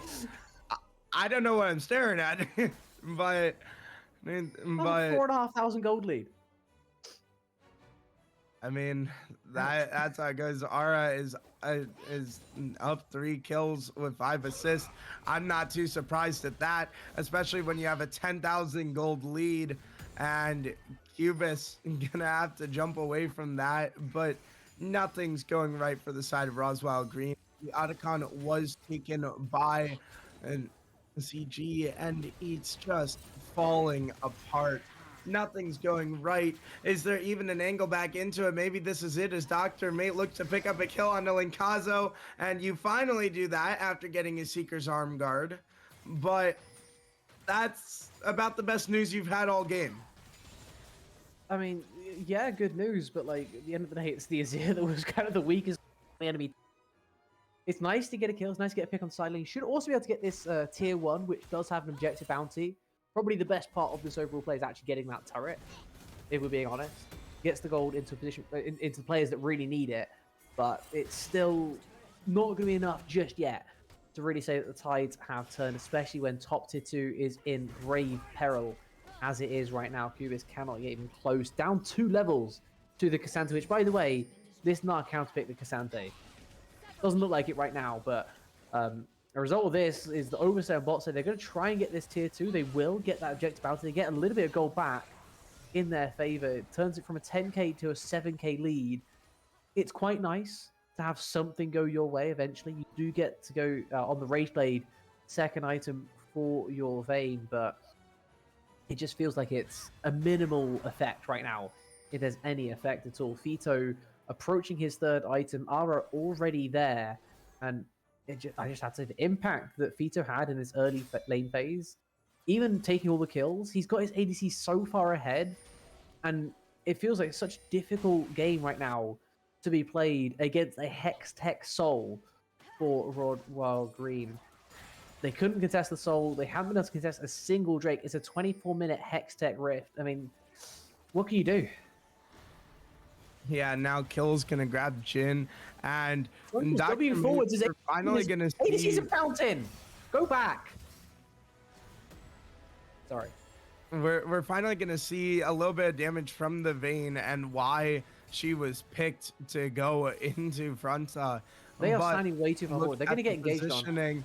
As now Fronta's gonna look to maybe go in, and everyone's gonna have to be careful, but Knight's off to the side, and now Fronta has found him. Hold on a second, everyone's gonna go in, and now they're gonna go straight onto Linkazo, who's just gonna be bursted to the ground, but Jin is just dead. There goes Dr. Mate, there goes Knight, there goes the grand finals. DG bring them all into the dirt, and my God, what a team fight. 5-4-1, and they exchange the Azir, who to this point has unfortunately been a non-entity in this one here. Linkazo, he's been doing his best, but he's not even been a thought right now for either side. He is a complete afterthought. It just doesn't matter. It has 0 impact on how this game is going to go. Choosing not to try and go for the end, because I think the respawn times are a little bit too short. I think overall, probably the right play, but you might have been able to force it there.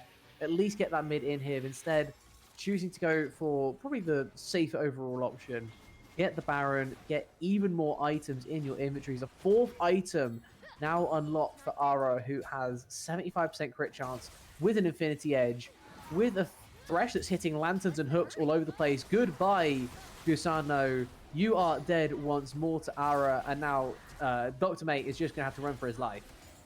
Dr. Mate having the flash, but there goes Fido, and the Rapture isn't enough, and now Jin's next on the chopping block, and Fido, that bug is hungry. He will be dropped in response, but down goes Jin, and look at the waves starting to crash. You're on the beach, and the tide is bringing in some massive waves, and Knight has to defend this. Cubis has to defend the top side, but the base is starting to fall apart. And this is where you watch as your dream of lifting the trophy is starting to fall. Over in the top side, Front is going to be trading on the Cubis, and Cubis is just going to go down. And the turret is that is champion? enough. Riot! They will finally elect to back off, but it isn't enough for the side of Roswell Green. An 11,000 gold lead here in this one, and it looks like their hopes and dreams are done for. What is that champion? Just casually diving, full tank by the way, diving enemy top laner who is poke cruiser slash I can exist at a long range. I'm speechless. There's no other words to describe what has just happened on the top side of the round. Apart from a travesty, I think might quite sum that one up, as it is feeling like a procession towards the end of the series, the end of the season for Cyclone Gaming. A couple of HP left on this top turret. The cannon, empowered by Baron, will clean that one up. The final inhib turret to fall is the one in mid lane, down to half HP as it is. It's going to take an almighty effort from here for Roswell Green. They're going to have to find about 3 team fights in a row just to get even, I think. An Elder in 2 minutes does give you a small window of hopium, but it is going to take a mastery of Cho'Gath on the Smite secure to really turn this one back in your favor. Front is just tanking up the turret. He doesn't care anymore. He does not care. Yeah, and now look at everything sieging. All the bottom inhibitor is already down, and Gusano looks to be next, but he barely gets out of there. But Kill almost finds Jin with the hook, and now this is it. Roswell Green, you are starting to crumble, and Kill is in a little bit of danger. But here goes Fronta. He's on to Dr. Mate. Now, here goes the rest of the team. Fighter's going to be able to find a kill, and Dr. Mate is going to go all out on the Knight. Knight's in a lot of danger, and Aura's going to be free by Orang. And for Roswell Green, this is it. This is your final stand, and you can't even stand! You will fall apart! And Knight left the game, and this is it! CG have officially won the summer split of Zenith League! 3-0 fashion in the grand finals, and that is how this one will go down in the history books! Wow. A demolition job does not even begin to sum up what we just witnessed. That was disgusting on every single level. Did Aura die the whole series? I'm not sure. It was I definitely don't think he wasn't. did. I actually don't think he died the whole series. Hold on, I'm gonna check it real quick. I don't. Yeah, he didn't have a single death the whole series. 303, 508, 709. Slowly getting better and better and better. Not a single death. Playing 3 games of ADC. That just shows the, honestly, difference between these two teams. That was, like, coming into this, we didn't think there was this much of a difference with Cyclone. On the day, was just better by far. Yeah, and my God, I mean, that was not the same Roswell Green we saw in the upper finals or the lower finals. I don't know what happened, but CG just looked so prepared. They knew exactly what they were going to do. Wow. That was pretty damn disgusting. I guess now it falls to us and maybe some other people to help us out in working out the MVP, at least, of these finals. I think it's down to 2 people. I think it is down to either the deathless ADC, which, you know, I think Aura definitely gets some votes for not dying in a whole series while playing such a volatile role, but I have to say, the way that Fito played, it'd be difficult to go against him as well. What do you think, Shadow? I think it's definitely between those two, but I think Fido everyone highlighted the jungle matchup, and my God, I mean, that looked like the best versus the worst jungler in terms of the skill gap. No disrespect to Jhin, obviously a great jungler in this league, but my God, I mean, that wasn't even close between them. That did not look like the 1 versus the 2. And that was a hard skill gap by Fido. And that's no disrespect to Ara, who did amazing as well. But I think part of that was boosted by Fido and just how good he was, and especially that last game. Holy moly. I've never seen a Kha'Zix play before, but that is one hell of an introduction. I think, honestly, to break this, I would not be against having some sort of poll to try and work out what everyone else thinks about this one, because, I mean, I'm interested, to say the very least, of about trying to work out who everyone else thinks. So I think narrowing it down to those two for MVP is a pretty good start, but I'd struggle to really pick which one of those I'd rather say, because it's quite a difficult decision. I'm still thinking about it. I can't pick the difference. Yeah, I'm trying to get a poll going. I don't think I have permission to.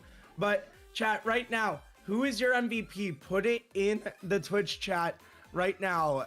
The main voters are Fido and Ara. I'm seeing a lot of Ara MVP. I mean, both Ara and Fido. My God, what a performance. I mean, we saw that matchup go to 5 without Ara on the Rift. And that was with the sub, though. Yeah, I know, but this is the effect of Ara on the pitch. 3-0. I mean, you know what? I think I have to agree with the chat. I think it's Ara for MVP. At least according to the chat, I have to agree with that one. As the coffee pastas are flying in, but wow, that was one hell of a series from everyone, honestly. Including someone in Twitch chat who's hyping themselves up. Come on, Killer. We gave you props in game 2. You just weren't here to hear it because you were playing the game. You don't have to hop in and defend yourself. Hope you weren't here to hear it. You don't have to hop in here and defend yourself. Come on. Kill, that was an amazing performance out of you. I mean, I highlighted in the pregame how important the roam timers are going to be and matching each other, and Kill was just constantly a step ahead of Gusano. Yeah, he didn't do as much roaming in game 1, but his presence was damn well felt. And my God, I mean, I wish we were like 2 hours in the future talking about, wow, that was a great best of 5, like 5-game grand finals. That was a stomping.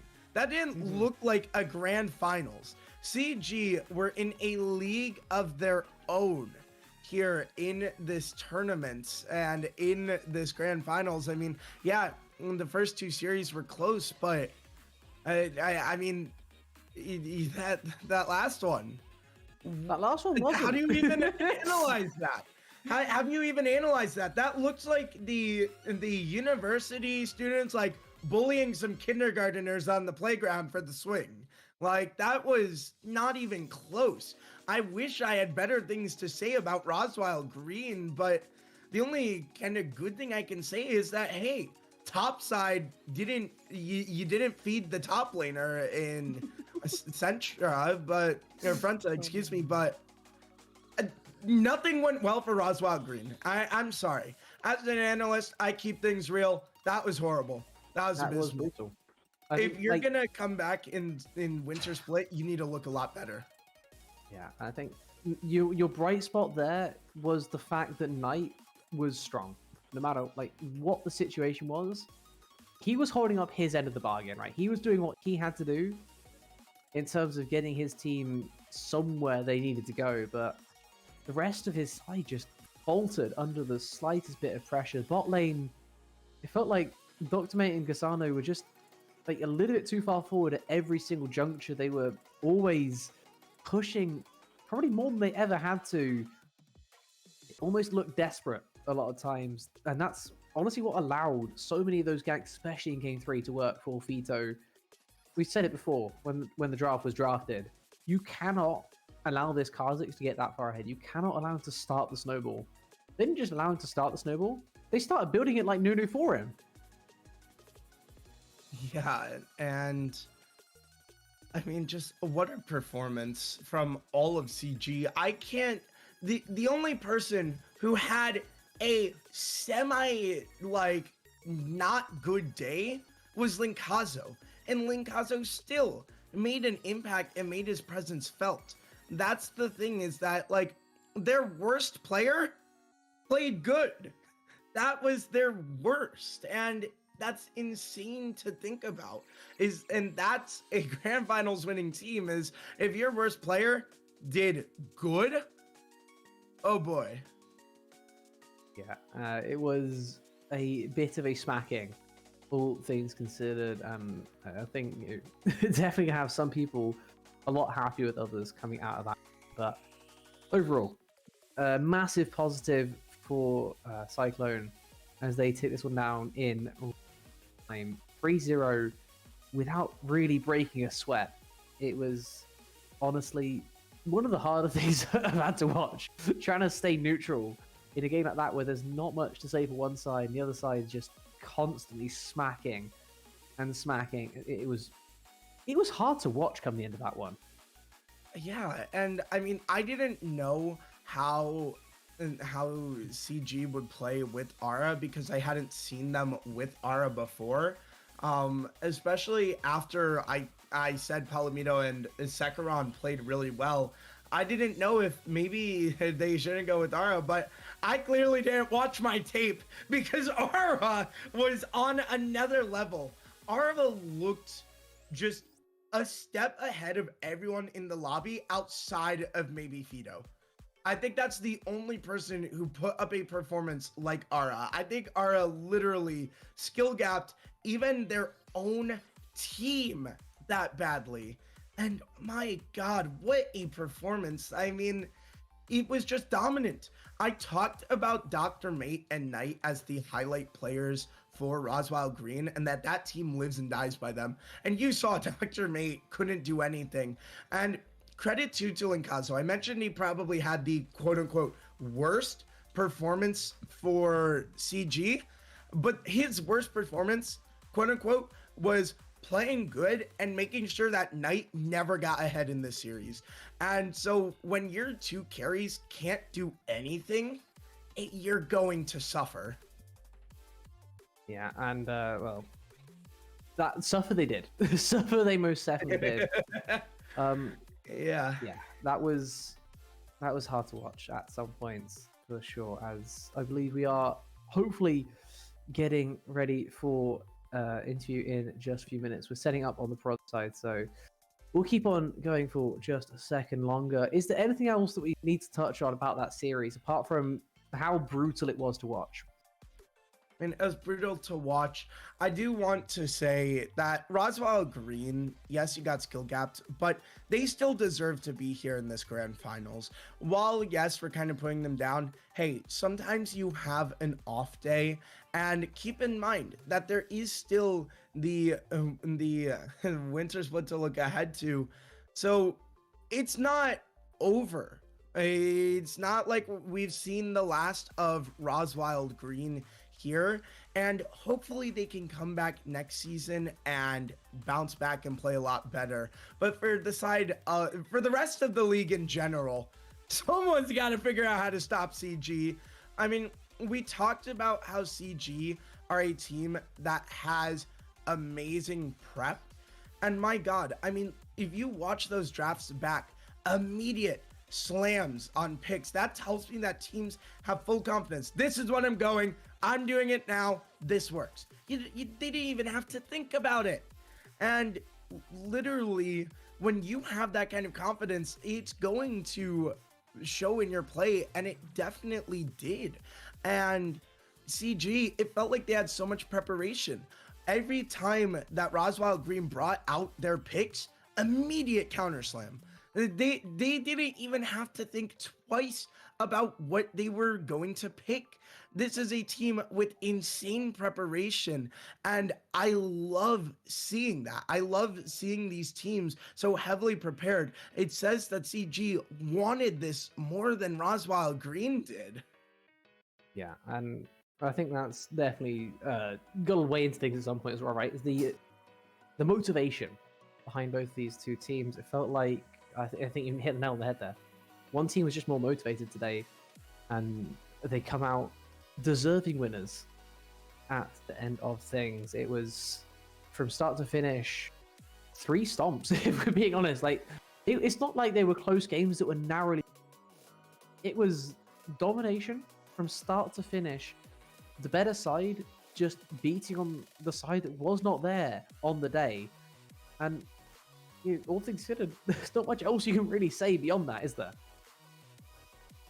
I mean, not much you can say. I mean, hopefully next split it's a bit closer. Like, I mean, like, I don't know what to say, but we will get you guys some more information looking into the next split after our interview, which is almost ready, and the next split is going to be even better. So guys, if you want to have an opportunity to play in this grand finals, you want to play in this league, it's a great time to get into the league. As just a little bit of inside information that will be announced a little later, we do have some plans to expand here in Zenith League. So if you watch these players play and you say, hey, I could do better than Roswell Green, or you say, hey, I'm next up in the league, I'm the next MVP, I'm the next Grand Finals MVP, it is your time to get into the league.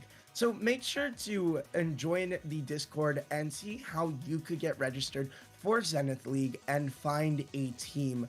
I suggest that everyone should play in it, or at least try, as it's a very fun league. I know I was brought in at the beginning of the summer split as a caster. It's been such a fun league to be a part of, and who knows, guys, you could be next up. But we finally have our interview ready. Speaking of next up, these guys are next up for dominating the league. We're going to be bringing in Ara and Fito from the side of CG. Guys, welcome in. How are you guys feeling? First off, congratulations on your win. How do you feel? Well, first of all, it's we meditated about that today and was like, guys, we know how to play, right? We have Ara, that's our main ADC, so we can demonstrate fine on how we can play without any, how to say it, trouble on the way. Yeah, we felt like pretty confident on this match. It showed. Quite simply, it showed. That was one of the nastier grand finals I've had the pleasure of watching. You didn't give them a second to breathe, and it's not often that you get to talk about jungle bot pairings, but like you guys were on fire to get just constantly making plays happen on the bot side. Vito, obviously, like you having your main ADC makes you feel a little better about going down there, but how'd it feel to just get your ADC this far ahead so often today? Well, it's the playstyle that we usually use. Our ADC is pretty good, as you can see, and I can play It's like an understatement.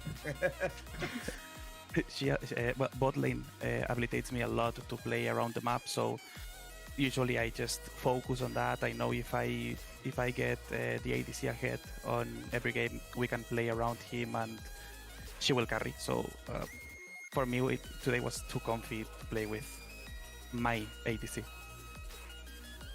Fair enough. Now, we kind of highlighted in the pregame about it, and talking about you guys are a team that puts in a lot of preparation. And how much do you think your prep kind of factored into this? Obviously, there was a massive skill gap, but you guys were, I mentioned it, you guys were immediately counter slamming picks. You guys had full confidence. You knew what you were going to play, maybe what they were going to play. How much did that prep time help? Well, I don't know if Ara want to respond or I can respond it. I mean, Either one of you. yeah, we can talk. It helped a lot. Like we've been practicing even when we didn't have the scrims, and that shows on the match actually. It's we noted a lot on the flex picks because, for example, we saw the Cho'Gath and with all the scouting and studying that our coach did, we know that the first pick was like, no, this Cho'Gath is jungle 100%. We know that they play these styles, these champions, etc. So our flex and our knowledge about their flex, it was reflected a lot on this series, and I think you may note it on the draft we did in all the games. I mean, that was a fascinating point as well in that game was but when in those drafts, it feels like you guys just honestly had the advantage no matter where the draft went. You always there. The only time I was a little bit worried for you was in that third game actually when they started like thinking about like that Vayne pick. We haven't seen a Vayne from them the whole tournament. What did you? What was like your gut instinct on that one? Did you think it was going down to the bot lane, or do you think it might end up with Santo? It's cut it on the last phrase. Can you repeat it, please? Where did you think the Vayne was going when it was picked? Because you said the Cho'Gath was going jungle. We had that on there on the desk from like what they played, but the Vayne felt like a little bit of a pick out of left field. No, we knew the Vayne was going to bot lane. Oh, nice. And in that case, that the Vayne was on top, we will pick Kha'Zix, so that Vayne won't be a problem. Yeah, fair enough. They were a lot of squishes, and if Yunara gets advantage, Vayne cannot handle one by one, and with a Kha'Zix rounding on the area, it's impossible. Fair enough. Now, obviously, Kha'Zix, not a champion you played a whole lot here in the summer split, and definitely was a surprise pick on the desk. Is that maybe something you were practicing outside of Zenith League, like in solo queue games, or was that just kind of like, hey, I know in my gut this is it? Kha'Zix is one of my main champions right now on solo queue, and I saw the compo was like, I told my coach, bro, this is a Kha'Zix game. Give me it. I can invent, and well, as you saw, I started with a strange pathing, invading. I was like comfy about how to play it because I play a lot of solo queue versus Cho'Gath right now, and I don't know. It was like a feeling. This is Kha'Zix game, no more. Fair enough. Now, obviously in the jungle, I mean, Gusano and Fronta both said it. They both said, hey, watch the jungle. That's the main matchup. We highlighted that it really was the best two junglers in the league. But I mean, that was a skill gap, basically. But something I want to highlight is obviously it was a bit dicey with multiple invades going out through the series. And how did you make sure to really stay ahead of Jhin and keep him in check, knowing that he's one of the best junglers in the league? I want to say that I want to give him a big shout out. He played really well. I think that this series I started like really focused and in a good point, and I think I will get more and more advantage. But he can just follow my advantage that I was generating, and I don't feel like he was a lot of behind me in any time of the series. So a big shout out for him. The question was, fuck. Can you repeat the? Okay. Repeat the question? Sorry. How did you make sure to always have the upper hand, especially with like the invades making things dicey? Did you kind of like expect the pathing out of him? Did you know how he plays? Like, what were the mid-game adjustments like to make sure that you were the supreme jungler? This related with the question you made before. one of the main things was the scouting. I was studying a little bit how he path, usually to which line path, and when I have any doubt, I told to my team, guys, I think he will start here. Put a ward, please.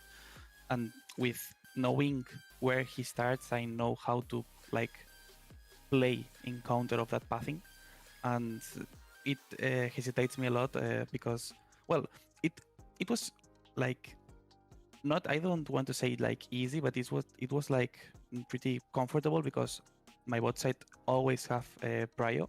So for me, it was too easy to enter on the jungle, track the pathings, track the camps, and know where Jin in this case was playing in which part of the map he was playing.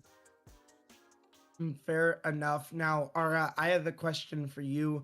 Obviously, you could not make it to the upper finals where you had Palomito and Sekiron playing. What's that like, kind of maybe rejoining the team after missing a series? Obviously, you were the starter, but what's it like kind of making sure you're recalibrating yourself and the team's recalibrating to maybe a different style of ADC compared to what they played with in that upper finals and maybe practiced with? I mean, the other two players, Palomito and Saigoron, played it pretty well, and there's not that big difference between them and my playstyle, so it's kind of easy to play together like a team. Okay, well, Fair enough. I think we are just about at the end, but we do have one more thing to clear up before we leave this interview. We were stuck on the desk trying to work out who the MVP is. So I think it's only fair if we ask you guys instead. I think it's between the two of you. Let's get that out there first. But who do you think's MVP of the series, Vito, first? For me, the MVP of the series, it will sound like a little bit like I don't know how to say it in English. Well, I think I'm the MVP. That's it. There we go. That's what I wanted to hear. Great stuff. I got you ahead. This is all me. Aaron, what do you think I of that? totally agree Oh. on that. It would be like my jungler or my top lane, because my top laner he was amazing on every single series, and same to Fito. They were that's fair. both amazing. I did want to just point out that you did not die a single time today. In 3 games of ADC, you didn't die a single time. That you are in the conversation definitely for MVP. But if you both think that it's Vito, I'm happy to go with that choice. Anything you want to add to that, Shadow? No, guys, any final shout outs, anything you want to say before we send you off for the night? Maybe anything you're looking forward to in the summer split? Or winter split, excuse me. I want to say something that I was thinking if it's fair enough to say it or not, but all The pathings, floor is yours. all pathings, bring to me. That's all I can to say. So, All you think you pathings guys will be Vito. the final boss in the winter split? You're going to be there in that grand final? Sorry? You think you guys will be the final boss during the next split? You guys will be in that grand final just awaiting whoever dares challenge you? I think we won't be the final boss. We will be all the bosses because we will be so much strength than all the other teams, and they need to beat us all together. Fair enough. Ara, anything you want to say before we send you guys off? I just want to say GG's to every single team we face it, and every single team there was on this league. They try their best to stay here, so GG's. GG. Fair Well, enough. Guys, thank you so much for joining us here on the desk. Congratulations on winning the summer split. Hopefully, we will see you guys back next split and better than ever. Thank you so much for joining us, and congratulations on your win. Rue, any final notes you want to say before we send them off? I think we're all good. I think we've worked out our MVP. That's what I was here. Yep. I agree, Fido. Congratulations on being the Grand Finals MVP of the Zenith Summer Split. Thank you so much. Thank you Yeah. all, to the league, to the fans, to all the teams. I enjoyed a lot this experience. It was definitely great watching you guys. Congratulations again, and make sure to take care and have a great night. Thank you.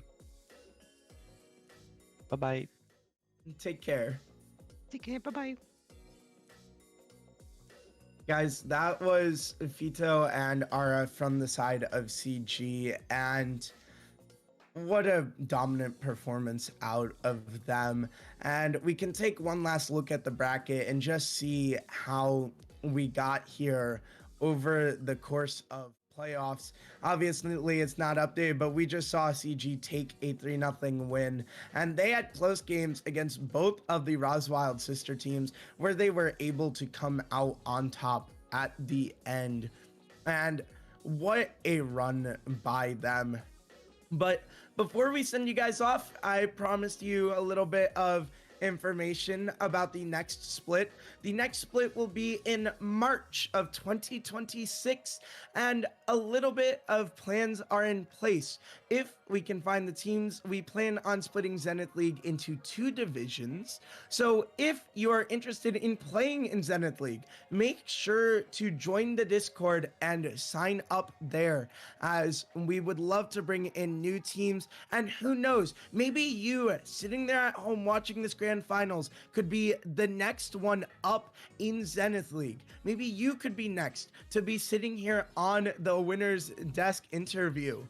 And obviously, thank you so much to all our players, all our casters, all our producers, and everyone in between who helped make Zenith League possible. Thank you to the fans at home. You guys are the most important driving factor of Zenith League.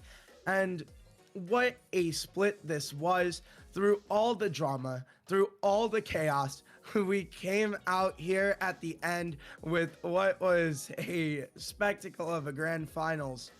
Rue, any final things you want to note off before we leave everyone for this last time in 2025? I think we're all good. I think we've said everything we had to say. The games also spoke for themselves. Thank you all for watching. Thank you for being here. And Shadow, please send us off. Thank you so much to everyone involved in Zenith League and all the fans at home. You guys are amazing. Make sure to join the Discord and sign up for the next split. We will have so many more teams. There are plenty of opportunities to join teams, so keep an eye out for that. And ladies and gentlemen, for the last time here in 2025, thank you from everyone here at Zenith League, and make sure to take care. This is the final send-off. Make sure to take care, everyone.